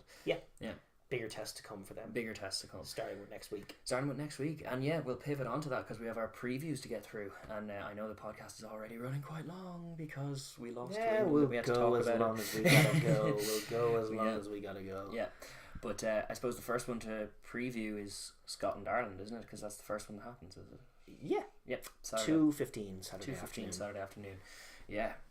What a game to come! Like this is always a nervy one. Huge. Murrayfield, tough place to go. The last time we went there, we lost. Yep, but that was all because of a bus, apparently. Oh yeah, no. They still talk about that. I call out off the ball. I remember they were hearing that they were talking about that game last time we lost to Scotland. Oh, that was the bus incident, wasn't it? Oh yeah. What a way to buy into a narrative. Like it's just nonsense. That wasn't what I saw. I remember that game very clearly, and I remember the first kickoff that we gathered. We went to, I believe, Sean O'Brien first. Then this is very well remembered. It was Sean O'Brien first. Then it was CJ, and I think it might have been Heaslip. Okay. And it was those 3 in sequence, all chopped behind the gain line, and then we kicked it aimlessly. Out on the full, I believe. Ireland wouldn't do that. No, but it was like that. Scotland came there to shut down those ball runners. We ran with them exclusively. Got found wanting in that first half for being a little bit one-dimensional. Yeah, arguably a little bit off the pace, but there was more to it than that. Scotland got a lot right. And it's like this is very often a thing. Like, to be fair, I don't see it as often from the coaches or the players. I think everyone's kind of in the same wavelength now, where Murrayfield is not a place people want to go and play, so they prepare accordingly. More so than in years gone by, where there's still that dismissive element, and you do hear it out of a lot of casual Six Nations fans, where it's just like, even in forecast land, where you're going like, oh god, that's a tough game against England, and then we'll beat Scotland, and it's just like, you know that we're home against England, and like away against Scotland is a tough game, you know. Well, teams didn't go to Dublin and win now before this weekend, but teams don't go to Murrayfield and win very often. South Africa did it last November. The All Blacks did it by the skin of their teeth. They very nearly lost it. But in the Six Nations, they've beaten Ireland, they've beaten Wales, they've beaten England, they've beaten France, beaten Italy. They've beaten them all over the last. They haven't lost, I don't think. They have a winning record against just about everybody in the Townsend, Vern Cotter era. And that's well earned, because they always play phenomenal, dangerous rugby that is more, and they've been a serious injection of pace into what was a stagnant Six Nations tournament. I'm always indebted to this Scotland team, to Gregor Townsend specifically, for creating that, because that shape that Scotland attack by just creates new problems that really challenges the defensive systems that tend to be prevailing in this part of the world. For years and years prior to that, there was always like in the Declan Kidney era of Ireland, the Six Nations was routinely contested between Wales and England. In just the most ugly and dour of fashions, in these really, attritional, one-dimensional, slow games, narrow games. And there's like a whole half of the pitch that's not being explored, ball in hand, because everyone's smashing narrow. And consequently, when they did come up against the Southern Hemisphere teams, who stand a little deeper, who go a they little were wider. Just cut the defenses, these great defenses that were impossible to break down. That was the stuff of poetry and lore in springtime was exposed as pretty blooming useless around November time and June time, and that, like, what Scotland have done is like been a little Australia in the Six Nations. So they've checked teams like you did with England last year. You just quick attack. We're going to go inside you. We're going to go outside you. We're going to go from our own 22. We're not going to drop the ball. We're not slow. Yeah. You know, you're actually going to have to be numbered up and be alert. Otherwise, we're going to go. Yeah. We're going to get it up and go some. Yeah. And that's been such good value and added to this tournament immeasurably. Yeah. And added to all the teams in the Six Nations when they do have to play Southern Hemisphere teams. Yeah. The value of it for Northern Hemisphere rugby. I also think it's kind of been a little bit of a spark that's rekindled some of France. Like, France are less slow than they used to, at least now when they're making those mistakes that we were highlighting. They're trying to be quick with it. Like, they're trying to be flashy and make it unstructured. I'm fully in the camp of the line of thought that Scotland are the team that has sparked that over the last 5 years. I think so. Glasgow, starting with Gregor. Starting with Glasgow, and moving on, filtering all the way up. Yeah. And that being said, they are serious value for scoring tries, danger all over the park. I think Ireland are going to beat them. I think we're going to beat them in quite a boring fashion, but I think we're probably going to just bully them, to dominate physically, in all the ways that weren't on show this weekend. I suspect that will go that way. It would be no solution to the problems that were exposed last week, which aren't going to go away. I don't believe this is going to be a game for solving any of those problems. Well, I think they're running out of games to do it ahead of the World Cup, and it could, come up. Like, we forget, like, that Ireland England game is going to be harked on for a while. Yeah, like, people are going to remember it. Irish fans and Irish media are going to be talking about it all year. In advance even of World Cup quarterfinals. No matter how well things go, there's going to be that niggling doubt. And similarly for England, that's going to be one that they'll be able to hearken to as well. Even more so, a big loss. Weighs on the psyche of people, and it's just a loss where you're doing what you usually do and it gets exposed, and that's the point. Is like the 2015 Ireland, when Ireland got beaten by Argentina in 2015, they had been defending like that without being caught for a while. And Ireland have been attacking quite attritionally for a while without having that extra option to go to. So I would like to see Ireland. I don't know. We obviously don't know what the selection's going to be, but I would like to see. Certainly, I would like to see, just statistically, matchup wise, and for experience, I'd like to see Chris Farland there, just because Scotland can be quite brittle in that channel. You want to test them in the centres. You want him running at Hugh Jones all day. And he also actually has a great pair of hands on him, so he can offload the ball. And especially with Ringrose out, I think it forces that option. Yes, I would sooner see that than the Henshaw, Aki, both of them in the centre, which is much more one-dimensional. I would much rather see Chris Farland there. Agreed. Probably with Henshaw at 12. I think they should abandon Henshaw at 15. I think maybe that feelings on that perfectly clear. Yes, we have. But in the context of this little mini video, yes, Henshaw at 15, not for us. Please don't make him do it again. He's one of my favourite centres. Nobody defends the 12 channel like him. Maybe sometimes Shaughnessy, but he really Crotty does. as well. Crotty as well, actually, is a good point. But he shuts down space like few others, and he's phenomenal at it. But he's found wanting much more from that 15 role. Plus, we have other options who play there. I want to spend game time there. I want to see Jordan It's Larmour. It's probably going to be Carney back in there, I would suspect. It could be. That'll be interesting, but certainly, as the Henshaw's an option, I would love to see Joey Carberry get a go, just because, I've gotten shtick, in fact, over the season as it's progressed on this podcast for being the doubter of Carberry, and it's confined purely to Carberry as a 10 and some of the instincts he has and his capacity to get a little loose and get a little isolated. But from fullback, I've just never had a doubt. Every time he's played there, he's been brilliant. I would love to give him a go in a test match. This test match especially, Carberry against Hogg. Scotland, for all of the attack, one of the things that they do is they torture you with kicks. They will. Finn Russell and Stuart Hogg will kick it all day, and they'll kick it. They'll show you a million different pictures of types of kicks. They have them all, bad and good. And, and they will, if they see you shooting up. If you present Finn Russell with a picture of a winger up and spacing behind, he'll attack it. Because he's just that kind of guy. It's two different approaches to ball in hand, which is what makes it a stylistic matchup to treasure, really, in terms of how the game's played and that ongoing experiment. Because in Scotland, such a premium is placed on the killer play in that moment, and that can be off phase 1 or phase 2. But they're empowering their playmaking players to read that and then try and execute. And it was a perfect example at the weekend with that pullback pass to Finn Russell. The picture he was given was not good. His two centres were numbered up. There were centres on him, and then the absolutely crazy 40-yard floater pass that wasn't on, instantly shaped and kicked across field because that was the option on. There's such a premium placed on just score the try. If there's a pass that or a kick that can go in that can result in a try it.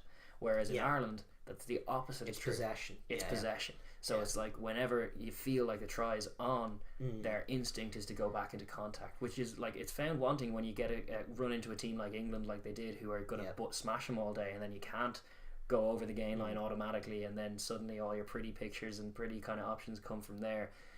This is a game where I feel like we're more inclined to be like, certainly won't be as smashed back to anywhere near the same extent, because I just don't think Scotland are anywhere near as physical as that particularly physical English side. But it's going to be who's going to be dictating the pace is going to be very important, because there's such a difference between one of the both teams' pace. huge areas, as well as Ireland's offensive breakdown and Scotland's defensive breakdown. Scotland are a great turnover team. I think you would want to see Josh Strauss starting if you're a Scot, and especially on the evidence of last week's exactly. He's in form, and outside of McAnally and maybe Gilchrist, you don't really have many poach men in there, and Josh Strauss needs to be that guy doing it, and that's crucial, because that's how Australia stopped Ireland in the first test. It's also a lot of their games built around putting Hamish Watson into that position when he's there as well. So you want to have some. Strauss is as capable. He is. He's very capable. Like just make sure he understands that's his role, and then have him go out and do it. From Ireland's perspective, obviously, I was talking World Cup wise. There's a problem. It needs to be fixed. I would like to see them throw some playmakers onto the field. I think that, as harsh as it is to isolate individuals, I think that for Ireland, they got to ask themselves now, about ahead of the World Cup, if Keith Earls is going to be the right winger, because it's no coincidence that even though he played well against the All Blacks and England, they didn't kick to Stockdale once. They didn't kick to Stockdale, and Stockdale has his issues, but they thought Earls was the matchup. Both teams. And while it didn't really work for the All Blacks, it came off trumps, admittedly, with no Carney for England. Earls, as well as that, made the errors shooting in.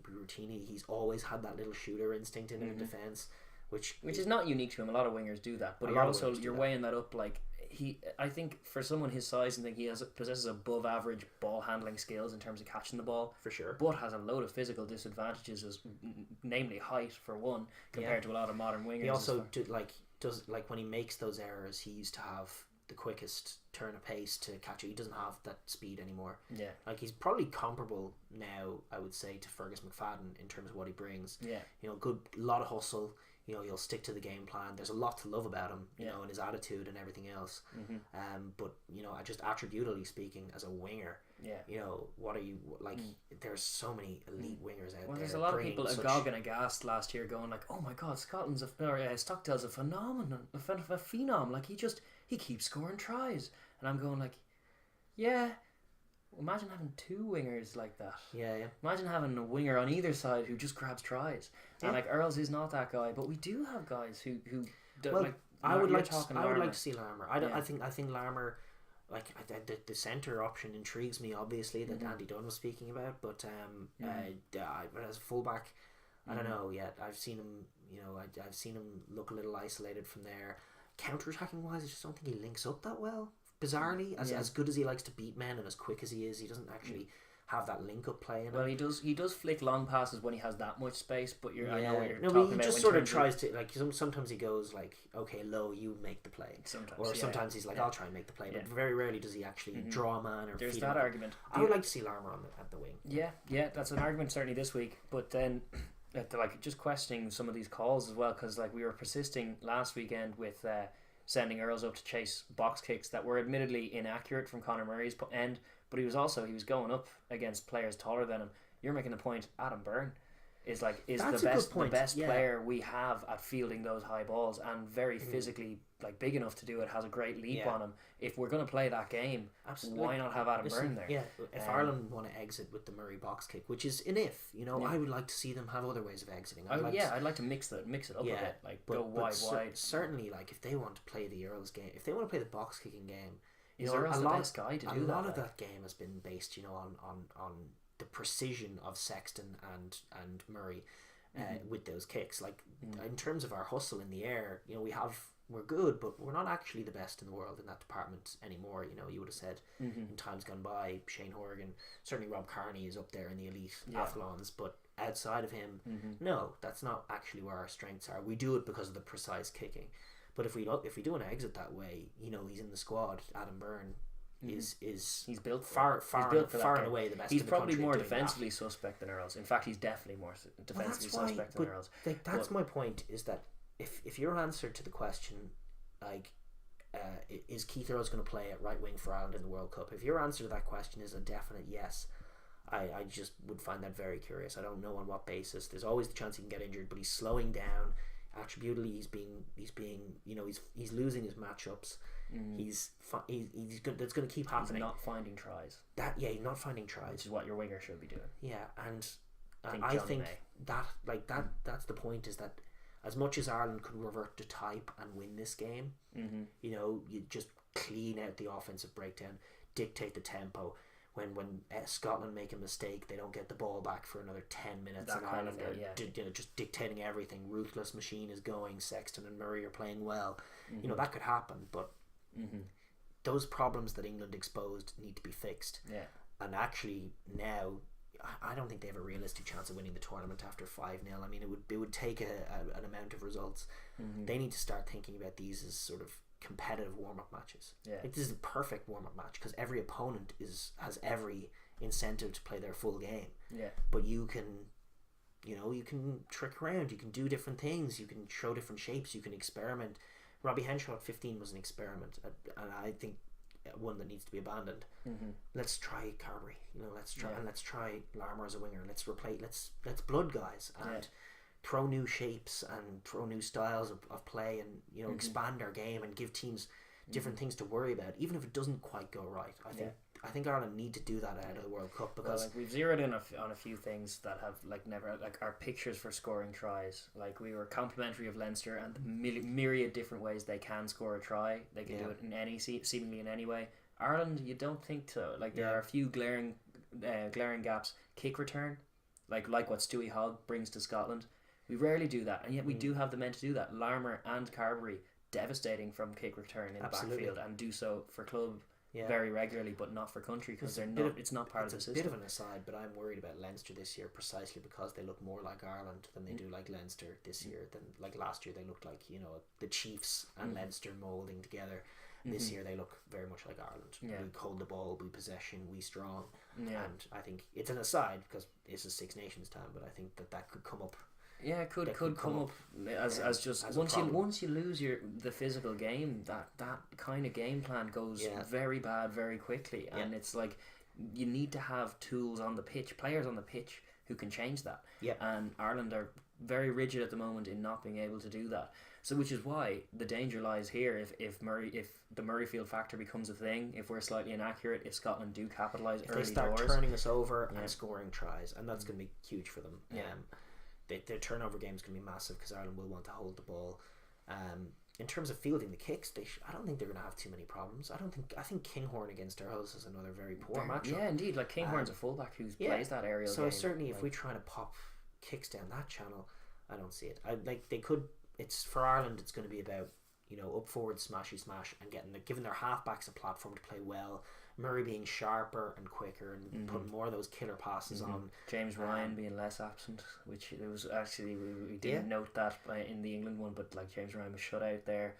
I don't think that'll be the same picture this time. I think he's actually very impactful. The Edinburgh pack will have from a converse perspective. It's a nice little test for Scotland because. I think they're actually still underrated a little bit. That pack. I think I love the second row combination. Toulis and Gilchrist. I think they're class. The pair of them. They bring such different things. They have great shapes to them. They're strong men. Hard. They work really, really hard. They both their games have improved exponentially over the last year. And it's just there's excitement all over that Scotland team. WP Nell against Healy is a fascinating, at the scrum for all of their scrum improvements. It's a fascinating test for them again. It's a big test for them again, and it could go wrong for them. We'll probably see. On Dell's side, you'd have more worries perhaps than Nell's, but it's certainly in terms of building their Six Nations campaign. Also, it's a good test, but it's one of those impasses because they're going to have 2 weeks to stew and sit on it if it should go their way or not. And no dev for Ireland. No dev for Ireland. So that's lineouts huge. It's attack those lineouts all day. So Scotland, there's a lot. What happened there? I don't know. Something slipped. there's a lot of opportunities there for Scotland to exploit. And then the other thing is just let's get that tempo as frantic and as crazy as it was. Yeah, I think that's going to be the telling thing. First 20 minutes, who's setting the pace? Yeah, they'll win the game. Yeah, and that's my kind of take on this game. I'll be looking intently at those first 20 minutes to see who is the one setting the pace, who's the one getting the ball, who's the one turning the opposition defensive line. I'm hopeful for Ireland, but I can see many pictures in which it goes wrong, and it is regrettable that we're the side that if it's slow and steady and plodding, that we're going to get the better of that, which is the state it's in. I suspect we might be a bit too physical for them, but I do like, and I certainly don't think that is as sure a thing as it would have been in years gone by. No, they have a much more capable pack. The Hamish Watson thing is huge, but that's part of my concern with it. But I'm also off the back of that defeat.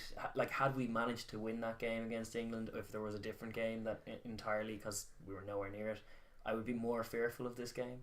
Whereas I kind of feel, and it's the response. I back the response factor to be a thing, and I do think we are, in terms of who's the superior side, I think we're the more developed superior side. We haven't become a terrible side overnight as a result of that loss. No. Although a lot of fundamental problems in the systems were revealed. I don't think Scotland are the side to properly test us on those on those errors. On some things. They'll test us on those. Do you know what? Finn will have a job in terms of getting to the outside shoulder of that blitz defense. It'll be some passing game, but if they're also losing collisions first, the kicking game as well. They'll test us all over, and I think for every team that plays Scotland, it's a scary game, especially in Murrayfield. It's just a scary game. This is it. I can see many ways that Scotland can get dividends, and I can see many ways that Ireland can get dividends. But it's certainly not a one-sided affair. No, it's a great Six Nations contest. In fact. It is, and as you say, a worthy clash of styles. Yeah. We're going to move on then to the Italy-Wales game. Absolutely, briefly. I mean, I'm not even sure if there's enough for a video in this. Only so much you can say. Wales are going to beat Italy. Wales are going to beat Italy. We're going to have a nice weekend in Rome. I would like to see them give Anscombe the start again. Listen, it's the Italy game. I think Anscombe would tear them apart. It would look more like a Cardiff Blues flowy attacky. Let's rip them up kind of game. Because considering the way their centre's defended, they may revert back to Campagnaro in centre, which will probably improve things. But that being said, he's still not the best defender we've ever seen.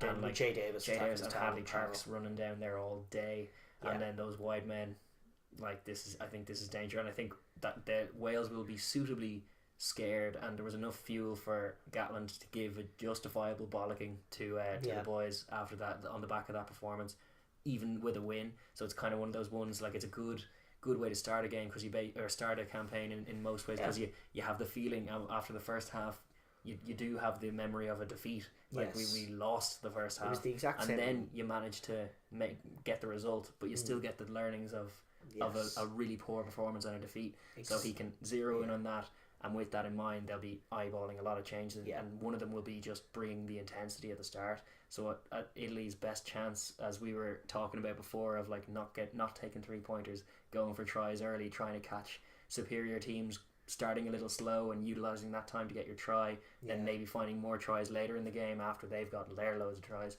I think what will end up happening this time instead is just that Wales are going to start fast and going to hit the ground running and grab some tries. I think you're probably right, and I think it's they have a great record against Italy in the Gatland era. Warren Ball was particularly suited to attacking Italy. They don't really play that way anymore. But that physical bludgeoning game from 12, it was always good against Italy, because Italy are just the worst tacklers in the tournament by far. Like, it's not even I like, we were making this point last week, I still don't even know if their defensive system's that bad. I just see them miss tackles. I see them numbered up and missing tackles, and you're making the point they can probably do a bit more than just number up 1-to-1 for the most part. But it's rare that it even gets to the point where an overlap's created, because one or two phases in, there's a horrendous missed tackle, and then the shape's all gone, and even if it's a try scored in that phase, if not, it's the next two phases later, because then all shape's gone. But it's just, they're really bad at 1-to-1 tackles, and the Welsh are really good at finding weak shoulders and bigger than them for the most part. I would foresee not too many problems for Wales. I mean, Italy, again, what you'd say, try and score early, try and impose yourselves, try and match them physically. But realistically, like, I don't think any of that's going to happen. Wales have no mental block when it comes to Italy. Yeah. And I don't know. There's not much more to say. It's a good game. Wales's tournament builds exactly the same way as Ireland's did last year. They had the away game in Paris. They nearly lost it, but they got through it, just like Ireland did last year. Then they back it up with the Italy game, and they finish with a triple crown. With 2 of those games at home, as Ireland did. And I just think the tournament shapes up very well for them. Yeah. And as much as, I'd say England have probably been propelled favourites after the weekend 5-0, surely they have. Surely they have in the bookies' eyes. I'm still thinking Wales. Like, I was tipping them before the tournament based on that run, thinking if they can see off France and Paris, everything kind of looks nicer after once you're the other side of that result. And sure enough, that's kind of it. Performance notwithstanding, everything looks a bit nicer for them. You rack up 5 points this weekend, go into that England game. England will probably rack up 5 themselves. They will. But then if they can win that game, I would make them favourites for that game. Then they got to just see it home. Yeah. But that does involve a win against Ireland. England do have that fixture out of the way. Yes. So it's all up in the air. But from Wales's perspective, everything's very nice. Keep Anscombe's confidence. Keep him on the pitch. Keep Hadley Price. I think he's a great option against Italy as well. He'll enjoy running at those boys a lot. I can't see anything else other than that really. Like, what are you thinking? I don't have much else to add. Yeah, I would feel cheaty almost to make a short vid out of this, but if you're watching that short video, then I'm sorry. Come on, Wales. But also, like, I'm hoping to see something very. The main thing, I'm going to keep harping on it all tournament, because in review and preview mode, I want to see Italy as the perpetual underdogs, going for tries from minute 1, always, forever. It should be the tactic. It's their only hope of getting in points. Rome. Yeah. Especially in Rome. Also, I'd like to see Carlo Canna redrafted, because I think they need him. They need a boot. Yeah, true. And I don't know any other 10s. It's those 3, isn't it? It's those 3. Yeah. So he's the zebra guy. Yeah. McKinley does seem keen to kick it, but it was some aimless kicking last week. Canna's always had a bit of techers with the boot. Let him sit back and make plays. Too, and I wouldn't, like, they have no 12. Whether it's Marisi or Costello. Maybe Tommy Allen is basically a 12. Yeah. None of their 12s can tackle anyway. Throw him in there at 12 and put Canna at 10, and then you can mix it up. Yeah, it's a call. I would not be opposed to that idea at all, to be honest. Yeah. But I don't know if we're going to see that. I think we might see Italy getting 3 point, a nice 3-0 lead before. Also, Tommy Allen and Campagnaro as a defensive pairing would be nightmarish as well, and Canna wouldn't add much to that. That soft middle. It would all just be tries conceded for all of your plans. I know. Yeah, so it is what it is. They don't have that much to work with, I'm afraid. But, like, for all the positivity of Treviso, we just saw none of it at the weekend, and they only get tougher. That's true. Yeah. But they'll be focused on that France game, really. That's the one that you feel of all the fixtures, looking at France as well and their inability to lose games. O'Shea will quietly be thinking, if they can make that combative and make it competitive, maybe our boys are slightly fitter than these French boys. Yeah, and they may even be more comfortable and more used to winning in the club setting. Yeah.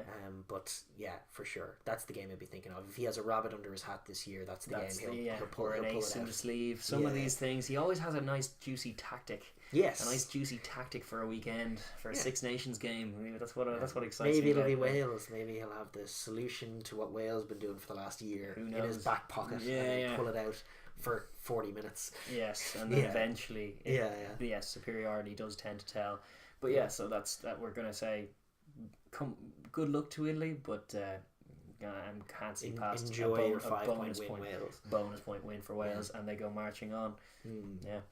But so we'll go to the last game, which is the juicy fixture. Probably. I don't know. I would say the Scotland, probably Scotland, Ireland. Actually, I was thinking now. Yeah, England are gonna whoop France. It's Le Crunch. Le Crunch is right. Demolition job. Yeah. After that win, like we talk about Wales and to a certain extent Ireland being a momentum team in certain ways. England are definitely that in terms of a big away win, a big scalp. Also, avenging, like, in terms of their last 6, it's a curiosity that their last 2 Six Nations games have been against Ireland. Yes, and it's a win. It's a loss, a home loss avenged. So they'll be very happy with that. Huge scalp. A win in Ireland, which a lot of those boys are used to playing over in Ireland over the last few years and getting no success, be it particularly at club level, but also at international level. So that'll be huge feather in the cap. really good confidence and trust in the coach, because I think after Yes. last year there were question marks, whereas this time they came into a game with a plan, executed it, and it worked. Yeah, and perfectly. credit Eddie Jones again just for getting the boys back on board Yeah. with just rugby tactics. Yeah. He started focusing on the game of rugby, This is it. and that's the key. And the key to all things. And they should. You should be looking for them to kick on. Mm-hmm. You should be looking for to see evidence of improved defence in the centres. Yeah. You should be looking to see that defence maintaining its line speed, because that's the key thing. When you come off a big match, you find it like defences actually can shift for the big games. You see it a lot. Like teams just up their line speed by a degree or several degrees. This is not the game against Ireland or the game against Wales. This is a chance. Well, it is their first home game of the tournament. It's a chance to see what their actual defensive system is going to look like going forward. Yeah, and I would think ahead of the Wales game and even the Scotland game on the last weekend, they want to have a few creases ironed out. Yeah, exactly. Yeah. You be looking, certainly Scotland, Gregor Townsend will be looking just to see those frailties that he exposed last year still there at all. And Ireland didn't test that at all. No, this was a big problem we had with the Ireland performance, was just that where they have been suspect in the most recent test has been in that 12 channel. There's new personnel there. It's Tuilagi. And we have this again. We're shooting this before the teams are named, but I'd assume they'll be sticking with that after the success. I would like to see them outside of Itoji, who's obviously gone, which hurts. I would think they do have a lot of options. More or less the same team. The only thing is, Itoji was the only man to make a steal all day last week. Curry had a big game. Curry, I think, is a guy you want to back. You want to see him grow into the jersey. Well, you just want to have that 7 role be part of the idea in the team. So Underhill's probably the incumbent still, even though he's injured. So once he's back from injury, probably does go straight in there. But Curry's a guy you want come World Cup time as those options. So it's good to see it. Like, it's another thing that Eddie Jones just perplexingly abandoned, was the idea of an open side flanker being a thing. Yeah, and he's back on board. We have open side flankers, which shows a good sign of just being able to recognise problems and solve them. They had so many problems, and they're slowly and surely getting solved. And listen, in terms of bigging up an English team's confidence, I don't think there could be a more obliging opponent than this French team in Twickenham. Yeah, I mean, just if they couldn't close out that game against Wales in Paris, they're not going to be able to go to England can Twickenham. replicate anything like the pace they put on the game, culminated with their power, which is considerable.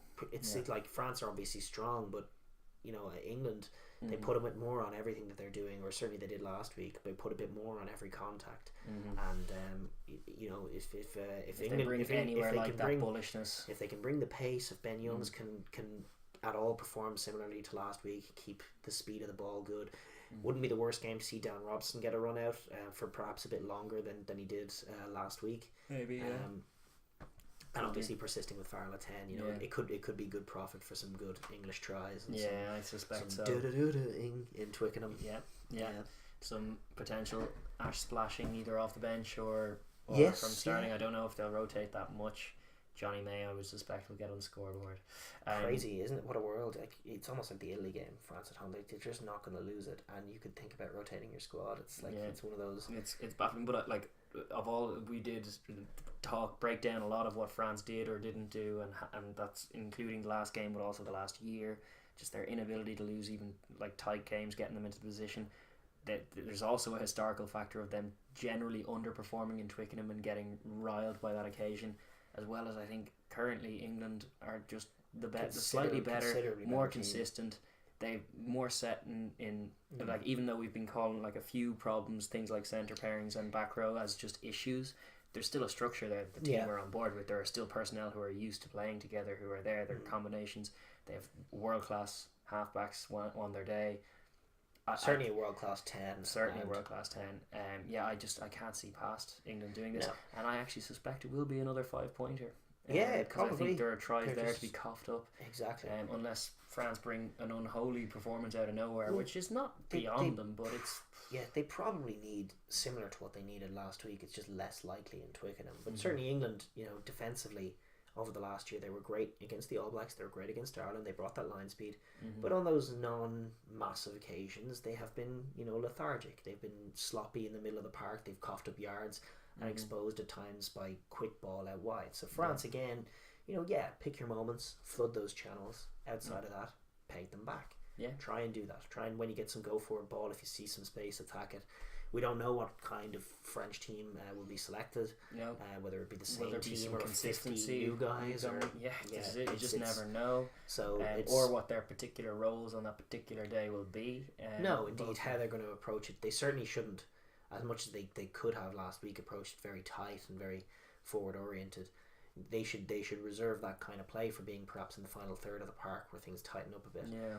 But getting there is going to be key. It's absolutely fine in the early doors to test England's defence, flood some channels, but I would like to see them work a good kicking game into what they have, because it needs some structure and it needs some control. And I'd like to see Cami Lopez take charge of that team, because I think without that, I don't know if they've any chance really going forward. I think they need a halfback to take control, and it shouldn't be Morgan Parra. Yes, you're very, very adamant on that one. I think it should be Machino, personally. Agreed, but he's not in the squad. He's not in the squad. Yeah. But I don't know. Like, I would love to see Dupont getting a run out for them as well, just because on form, and like the fact that he's like a pretty robust tackler, quick and nippy, but also physical and combative. It kind of blends reasonably well. If you're going to be allowing Cammy to make a load of decisions for it, he can be quick provider for that, as well as kind of a forward scrum half is what I associate. I think a lot of forwards would enjoy playing with a guy like Dupont, because he does things like mind the pill at maul time, which was something you were zeroing in on Parra. He made one error last week. That's right. He joined them all and didn't, and then they got sacked. And it's like, that's not something that you see Dupont allow happen.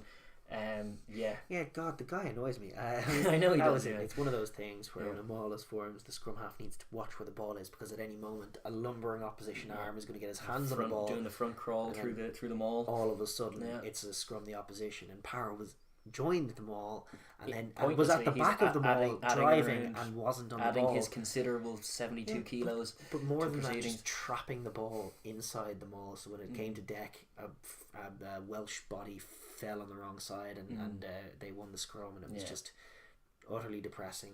Now it's free scrum half play. The other thing you see scrum halves doing is just walking away from mauls. You should never do that. Shouting at the 10 while there's like a big long-limbed guy. Like it's painful to watch when it's your own team doing it, because you're screaming impotently from either the sideline or the screen. Just going, come on, no, watch the ball. There it goes. So scrum halves got to be watchful of that, and those are those little things that Parra's game is probably missing. That Dupont, I think, does bring. I do, and he's been the form player of all of them. I think even more so than Baptiste Saran, who I was all for his inclusion last year. And the fact that he's in and around the squad is a good thing. He's not really the guy to seize control of it, though. He kind of becomes a passenger in terms of he can be a facilitator. He's quick enough. I certainly think it's so harsh to judge a lot of these guys, just because we're talking about ideals, but they're not getting any coaching. This is it. That's more than anything else. What you'd like to see is a bit of coaching, a bit of structure, a bit of just some foundations. I know it's February of a World Cup year. A lot to ask. But given the entire how things have gone this whole cycle that we're asking for, it's still a rotation of coaches. They have been getting coaching, but it's all been inconsistent coaching. They had a new attack coach last year, and then they got rid of him, and then they got a new defence coach. So then it was like they were playing a very defensive-minded game in the Six Nations. Effective defence, but impotent attack. They were just rudderless with ball in hand. And then in the summer, they showed some good signs. They were doing that thing with the centres on the wing, and they had a few structures that played them into the game. Looked dangerous. Were a bit more defensively porous. We've only found out subsequently because they were just changing the coaches all the time, as well as the players. So it's like there's no way of getting a run of games of any consistency, and therefore no banked confidence. That's why the only play is to just take structure out of the equation and make it a mad game. That's the only play, because you have no structure. Which seems baffling. But then you get tired quicker than everyone else. So it is. It's just. I don't see a real success. It's all England all day, son. Yes, it is. Yeah. But it's like, it's one of those things, it's a good little phrase I've heard before, where it's like, confidence is based on evidence. And it's true.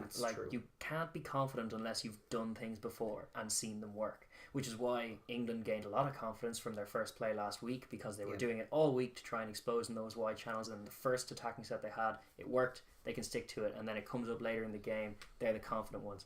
Conversely, France, yes, they're making it chaotic, but the second they get tired and the second they're in a game, they have no evidence in the locker of them winning these scenarios or making these scenarios work. It's like, what did we do the last time that won the game? Oh, that never actually happened in any of what we've done. That's right. You feel like we've only ever lost the game from here. Regardless of the context, whether they were 16-0 up or 16-0 down, or it was trickling along all the way. You feel like if a game gets to 16-all at 60 minutes, both sides are gonna have a moment to sit with that fact and reset for the final, quarter or whatever, of the game. And you feel like France are especially ill-equipped to deal with those kinds of moments, and those contexts and those situations emerge so commonly in the Six Nations. Yes, those are that's exactly what gets tested in these Six Nations games, and it's exactly the intangible that makes us love these games. It's like even when sometimes the rugby on show quality wise isn't up to what we would consider scratch. Sometimes there are a lot of mistake-ridden games, error-strewn games, but you still feel that tension, and you still feel there's a question mark over who's going to be the team who are going to navigate that part of the game better, and they're going to be the ones that are going to get the result. And this France team are just consistently not doing that, and it's because no means for starters, to do so. they've no experience, and then structure's the key one. Like, that's the thing to lean on, especially when you're tired. You need to have something to go back on. I mean, you talk about it at any level in rugby training. Just when you lose your energy, they need to have like a system to fall back on. You need to be directed. No, you go here, you go there. I know where I am. I know where my inside man is. I know where my outside man is. I know what we do in these situations. It really helps a tired brain. But then when you don't have any of that, and it's all heads up, it's all flooding channels. Your captain's going to throw a speculative nonsense pass. It was a crazy call, but the only reason he made that call is because he didn't know what else. He wasn't directed to do anything else by anybody. And yes, you'll make the valid point that as a second row forward in that midfield thing, you should be knowing that you're off sloppy ball from your 10. Your only job is to hit that contact and try and win it. But that's you're not beside actually the point. Presented with that argument or that philosophy or that job itself from your coaches. Like, so it's just too it's hard to blame because it's like it's one isolated error in a performance that was littered with many isolated errors that ultimately cost them the game, but it feels born of just no knowledge of what they should be doing or how they should be gelling together. And as such, in the context, to pivot back to the preview element for this game, I just can't see anything other than England really putting up a show. To be honest, I think it's going to be tight enough for the first 10-20, but I think England will probably grab tries in the first half and then more in the second. I agree with you. And the potential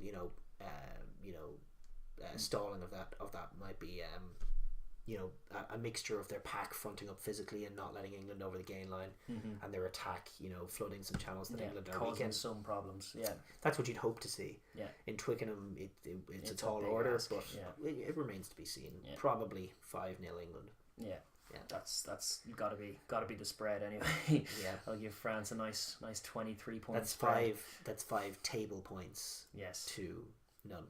Not 5. Not 5-0. Which would be rather an interesting, a baffling game. If that's the way it goes. I wonder what the picture of a 5-0 win to England in Twickenham would be. Good. I don't think we're going to find out this weekend. No, indeed. But so we'll wrap up with that. So those are our previews, our reviews. A couple of other things happening this week. Points of note in the rugby world.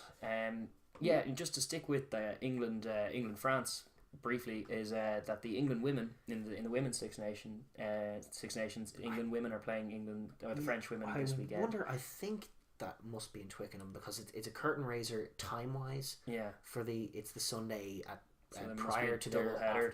It probably is. It probably is a double header. But we're just gonna zero in on it because of like the women's Six Nations is great. I watched the Ireland women get hosed by the England women this year last weekend, which was unpleasant viewing, but like hard to like see anything past that because Ireland are an amateur team and England are very much a professional team, and the England women look great. They really use the ball really well. They put excellent shape on it. The French women also schooled the Welsh women. It was 52-3 or something like that. That was the Leinster Wasps game, but it was something comparable. 52-7 or 5 was it? Maybe something like that. But their both games were 50 short to 1 try. I think. And the main point being, like, if you're going to watch any of the Women's Six Nations, which you should, like, it's a really good competition, but this is the game that is between the two best teams in the competition by a street. So it's like, of all the Six Nations games this year, this is the one to look at to just see how the women's game should be played and can be played, like, and the most advanced it's got. Outside of watching the Black Ferns, this is probably, and maybe Canada sometimes. This is like in World Cup year, it's like those strong teams do emerge, but outside of that, in the Six Nations, this is your chance to see basically what professional women's rugby 15s rugby Yeah. can be. Yeah. And you don't get it from the other unions for a myriad of reasons. I mean, these are the two richest unions, and these are the two biggest countries and richest countries. So they can probably facilitate it a bit more. Absolutely. And we're obviously disappointed. Like, I think we have mentioned in previous podcasts, disappointed in just the cutting of funding that has gone to the Irish women, particularly because there is an enthusiasm for it. We do fill whatever grounds we're in when we play. The attendances are always good, and I'm always really proud. Like our the way we play is always so courageous that I love it, and it's like, it feels like looking at rugby from a few decades ago, though, because their systems aren't reflecting how keen and enthusiastic they are, but they're also just thoroughly outmatched, and it's hard to see. You can easily see why. Like this England team that came to town last week were so much bigger, so much more organised. The shapes they were running, the deception to some of their play, ball in hand, the ferocity of some of their defence. Like, barring a few exceptional players, Claire Malloy was exceptional again, grabbing a load of steals, but it always feels like those heroic wins that used to come in years gone by when we were getting a bit more resources for it. They're going to become less frequent as these years roll on. And the same is true for the Welsh women as well. It's really these two teams that are starting to pull away, and that's just professionalism versus amateurism. Yeah, and it's a shame because I think that's why it's a game to be watched. It's going to be a good advertisement. Yeah, well, like there's a lot of great pictures to those games. Yeah, there's a lot of you seeing elite level intensity, elite level strength, and a little bit more than that. It's a game that has been probably developing just on account of the amateur factor. It's only recently becoming professional, so it's been developing now at an accelerated rate, but prior to the last couple of years had a slower rate than the men's game. But you're starting to see shapes and pictures emerge. You're starting to see clever coaching. You're starting clever conditioning, physicality, some really good kicking, and this is the game to showcase it. And it's an example, as to piggyback on your point there, as why it's a mistake that Ireland wouldn't back this game, because again, as much as we want to see them back sevens as well, and there's always that's with these unions, there's always the trade-off, but there's an actual grassroots enthusiasm for women's 15s rugby that isn't being nurtured, or isn't being exploited, and it always feels unfair to the players there who give their all 100% of the time. You get your potential profit return from being a big fish in a small pond, which is what England have now. Is that people are going to go and watch them play because they're excited. They're excited by this team. They're excited by what they do to other teams. I'm excited watching this England team play, and France similarly. So this game, two phenomenal sides. So it's just like, it's a great opportunity to see pretty much the most advanced version of women's rugby, that women's 15s rugby we've ever seen, because these are two teams that are, or two unions that have recently pumped a load of money and infrastructure in. They're seeing the dividends now, and like you're saying, the coaching's advanced, the physicality's advanced, the shape of both teams will be advanced, so you'll see some really interesting tactics and some really physical hits as well. And it'll be a great advert for the game, so it really is worth a watch. And the point on sevens that you were touched on as well is, like, obviously the in the context of the Irish union, they made a trade off, decided that sevens with the Olympics in mind, particularly, that was where they were going to put their efforts with the women. They were going to make that professional, and as such, our team last week was shorn of a few of their key playmaking players, because they were in Sydney playing a blinder for the sevens. Playing a blinder is right, but listen, it's a much bigger pond, and like there's two sides to every coin, and like certainly if I was Kenya, I'd be going sevens all day, son. That's the sport we back. But there's actual genuine grassroots love for the 15s game, and not actually that much understanding for the sevens game, which is a shame in this country. That should be built as well, and you can absolutely look to build those teams as back burners. But the priority for generating interest, which is huge, which is what starts it all, grassroots support and backing and people playing and being interested in women's rugby, it starts with the 15s. And I think you should see some of the Six Nations unions being a little bit smarter about that.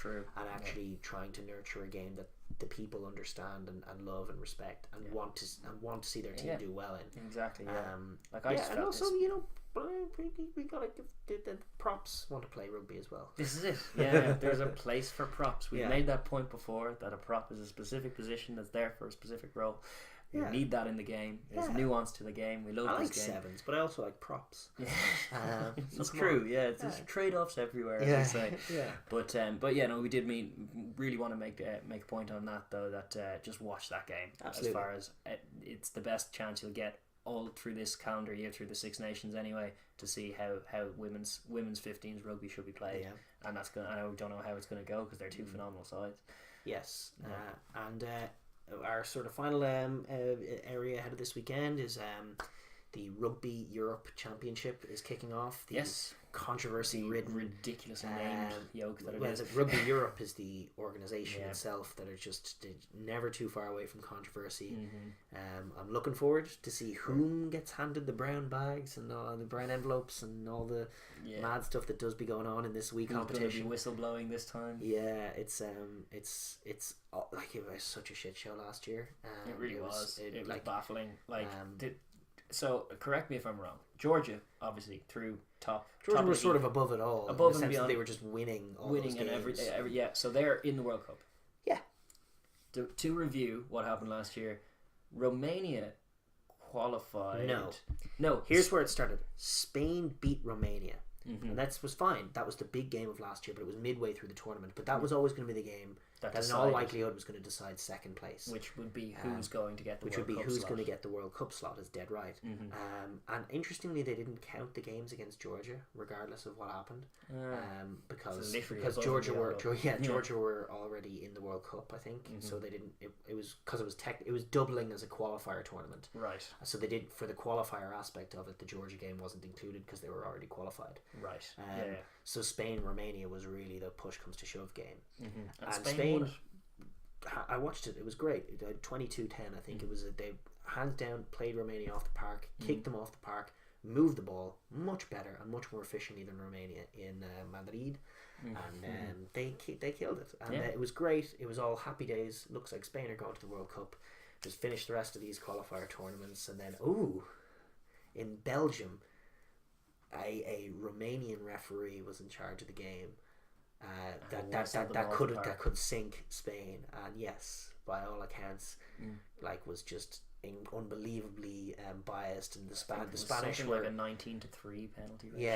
Just kept whistling and all of a sudden Belgium, who had been hell and gone in every other game, but managed to beat Spain, which propels Romania to the qualifier. And that seemed to be that controversy and all. It seemed to be that, except there was going to be a review because the Spanish players were outright at the end of the game and were literally wanting to, I think, would have set the bulls on the referee. They were they were crestfallen. It was terrible. It was really, because it was optimism in a young nation, and just.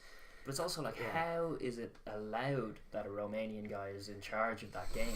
How there's too much at stake when the World Cup's that's not a neutral ref. It's just not, and the ref needs to be neutral. It's like that's a guy World Cup is everything. When you're a tier 2 nation, World Cup qualification is everything. And I'm guessing if you're a Romanian guy who is also an international referee, you're into your rugby and you want to see Romania going well. So it's baffling that they never got to that even scenario. If it's not corrupt, there's the human element of it as well. What happened was there was an inquiry into it, and that we dragged on for a bit. We didn't really know what was going to emerge. What came of it was that the Spanish guys, who were very angry after the game, got 6-month-long, year-long bans, including their captain. And it was just it was just screw you, Spain, even more so. And then they decided there had been no punishable errors by the ref, and that was going to be that. Except Romania tagged on with Russia jumped in. Russia, who had been hell and gone as far as their rugby was concerned, decided to jump in and piggyback on this and call out Spain, Romania, and Belgium for fielding ineligible players. Yes, that was then investigated. All three were deemed to have done so, and Russia hence qualified. Bunny hopped all three of them to get into the second spot, and are now in the World Cup in our group. And because all three of them had been disqualified, Portugal got the wild card game against Samoa. Right. And so it's all just. They lost that. They lost that. Yes. Good. No, indeed. Sorry, excuse me. It was Germany. Germany played Portugal, and they got in, and they got the game against Samoa, and. I mean, for a couple of minutes there, it was tense, and then Samoa started scoring loads of tries. Good. I'm glad to hear it. Yes. But the baffling thing is that of all of that thing that came of last year, starting with a Romanian ref, well, actually starting even before that with an unprecedented Spanish win on Spain, the net result is that Russia are in the World Cup. I did, just as a side note, I went to the Champions Cup final last year. Leinster were in Bilbao and met a guy, a Spanish guy, who was just way into his rugby. And at the time, because the investigation was still going, he was still buzzing off the wind, but crestfallen and outraged by the Belgian game, and he was still optimistic that they would be resolved. There would be punitive measures. Maybe they might get a repeat. And look, obviously there's never a repeat. But like the degree to which, like, we're going to move on from it, but the degree to which that's going to have sucked the oxygen out of Spanish rugby, like it's a whole cycle. They cheated out of them in so many ways, and I don't know what the crack is with the ineligible players. Don't field ineligible players if that's what you were doing. Register everybody, make sure everybody's Spanish qualified. It seemed to be the crux of it was something clerical, though. It was like adding players to a squad halfway through incorrectly. But even then, yes, you want the union to be on top of that. But it's practical measures that this up and coming nation playing good rugby, getting into it, getting decent little crowds in Madrid, and building on that. They're going to have the oxygen sucked out of them, which makes this year a curiosity in a World Cup year. Who's going to get the Romania aren't in it, Spain aren't in it, but Russia and Georgia are. So for Georgia, this is like the beginning of a year of World Cup warm-ups, and it paints a curious picture. It does, and there are some curious fixtures in this to come this weekend, which we're going to zero in on, particularly Spain v Russia. Yeah, that's seriously interesting. Yeah, I'd love to see Spain hammer them. To be honest, every sense of justice in me really doesn't want this year to go well for Russia at all, because it was very sly. It had nothing to do with rugby, but it was it didn't. Sly. But it was very well executed, slick manoeuvres. Yes. Off the rugby pitch. But I'd like to see Spain do it. Like you're saying, I don't know how long those bans are in effect. Will that still be in effect come this game? I don't know. There's not a lot of news coming out of it. No, I know. Yeah, we're probably one of the few people who will actually cover it this weekend, because there's a lot of Six Nations stuff going on. But I'm really interested to see that. It is in Spain. It's in Madrid. I'm hoping there's a good crowd. I'm hoping they based put a score on the evidence of last year, which is a while ago now, but it's the last time I got a proper look at Spain. You'd think that they would get the job done. They did last year in Russia. So you wonder how much prep behind the scenes Russia have been doing now, knowing that for the last however many months they're in the World Cup. They do tend to do big tournament camp prep very well as a nation. Thinking Olympics and things. It's more of a learning sort of weekend than anything else. Although you do have what is traditionally in this tournament the biggest game in the biggest year, because it's Russia against Georgia. No, excuse me, Romania against Georgia in Bucharest. Which is, that's the biggest banana skin that Georgia have to overcome. Usually that being said, Madrid may be tougher this year, or Russia. That's the thing. It's Romanian rugby, in terms of recent results, they had a home loss against Uruguay. They've were hockeyed off their every home tier pitch team, against tier 2 team USA. They've had a really rough year. The Timisoara Saracens they're their biggest club in the Challenge Cup. They shipped 111 points against Northampton. Record defeats going in. Left Dragons they shipped 50 something as well. It was as rough a year for Romanian rugby last year as they've ever had. And outside of that referee, nobody really made a play for them. That's true. He at least tried. Could have got away with it too. If it weren't for those meddling. It would be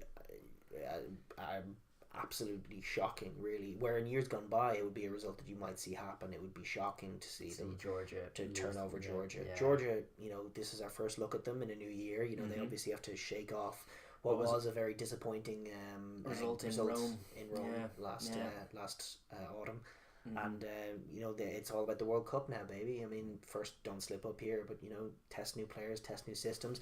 You'd like to see them, expanding on their playbook. A bit more attacking play. They have tried to work that into these tournaments. They have. It's always difficult for them though, when they're up against non-quality opposition in terms of figuring out what works and what doesn't work against those sides.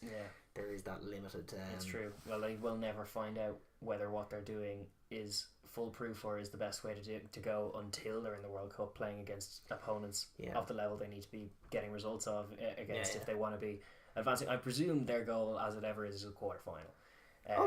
They want to win the games to get themselves there, and they've been bloody close before. And very tough game against Fiji though. It is, yeah. Well, it's an interesting one. It's another one of those who's going to control the pace, because if it's a Georgian pace, then Fijian players will be very lost in that kind of game of rugby. But conversely, if it's a Fijian broken game, there's no hope those Georgians keeping up. Graham Roundtree is in there at the moment. He's the Georgian forwards coach, and is baffled by how strong they all are. In terms of how much they lift and how well they scrummage. He's used to seeing big men, and he's not seen anything like the caliber of those Georgian forwards, which we've all known. And like even Eddie Jones bringing them into the England camp to bully his England pack last year. That's why it's sort of drifting off topic, but shout out Scotland for going over there to play in Tbilisi. First T1 side to do one in a World Cup prep, because as far as Scotland are concerned, that is less than ideal prep. True. It's like it's going out of your way. I guess it's on your way to Japan, I guess you could say. I wonder if I'm surely not going to fly back from Tbilisi to Scotland only to go to Japan. That wouldn't make much sense. You're already in Asia, like just go, just on you go, on your way to Japan. So. I'm not sure. I don't know how they're going to work it, but fair play to them is right. It's huge, and it's going to be, as you say, like it's going to be massive for Georgia to get that run out. But as far as this tournament is concerned, just expanding their playbook and maintaining some momentum would be huge, and you would expect them. They want to try and find a few more ways of scoring tries, like we're saying. Just a few more ways of scoring tries. Defensively, again, they're not properly being tested. Again, the Spanish game might be a better, test for them in that way, because Romania don't attack with that much fluidity or pace. But defensively, getting around the corner was an area that they really struggled with. Particularly in the other game, dealing with speed and slowing up teams who are really trying to play it quickly is another area that they're going to be trying to work on going into this year. So it's all it'll just be curious to see what they look like, I suppose. And obviously a few allowances, slow starts notwithstanding, we're backing them. They should be getting the win here, and that's what they'll be going for. And hopefully with aplomb and a bit of bonus point land would be good. They're not normally that kind of team, but I'd love to see it. And listen, I think we're pretty much going to wrap it up there. The only other thing of interest that happened this week is there's all sorts of developments going on down south in their pre-season.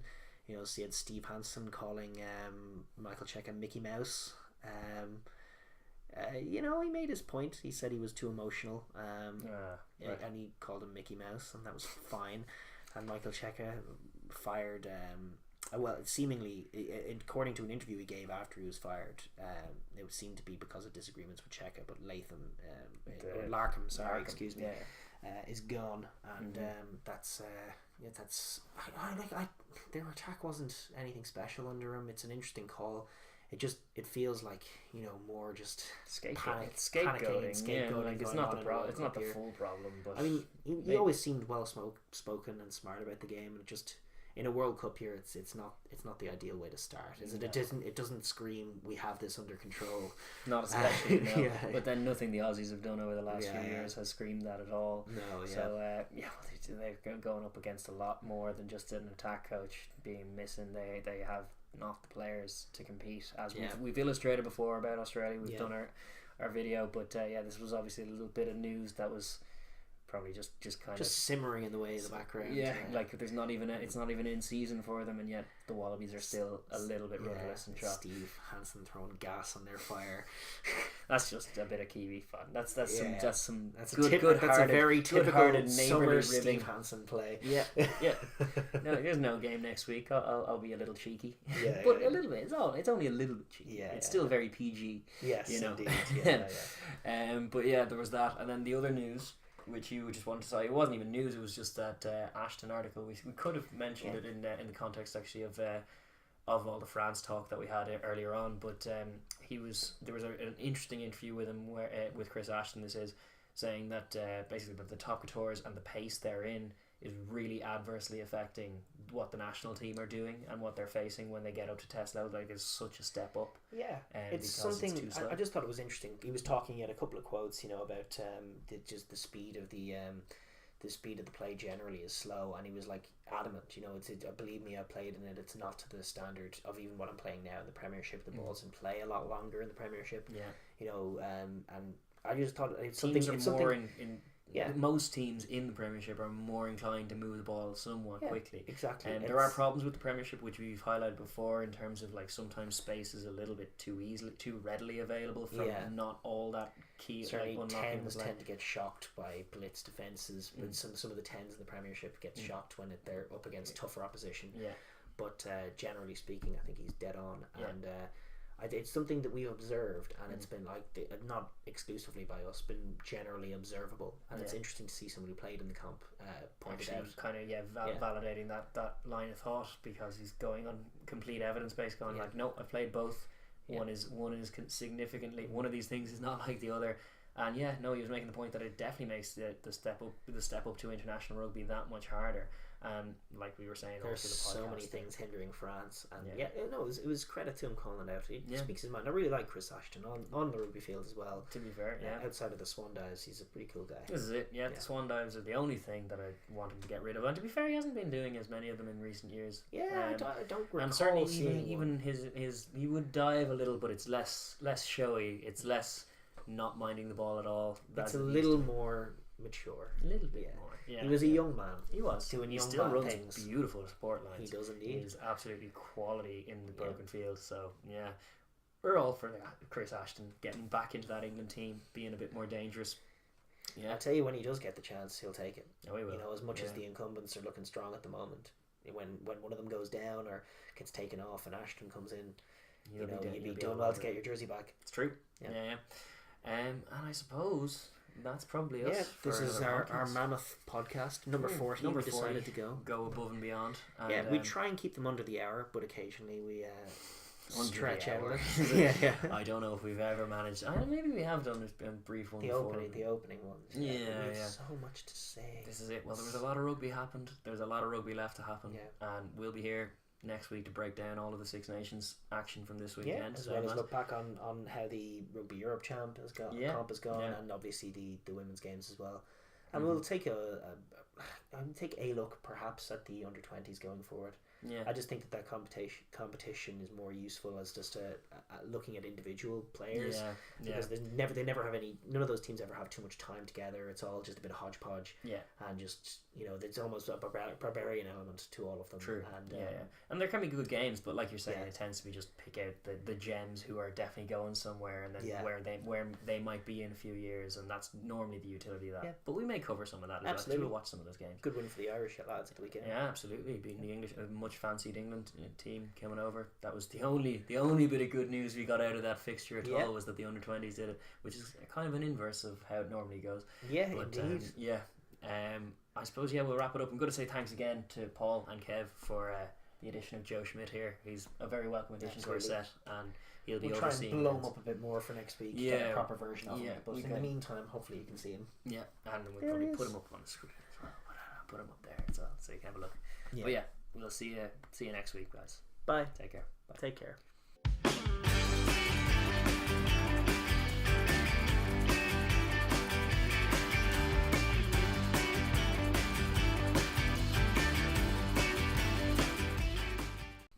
All right, you're up.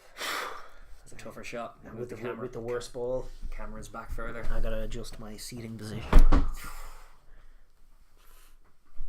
Oh, you got the screen. You wouldn't notice that.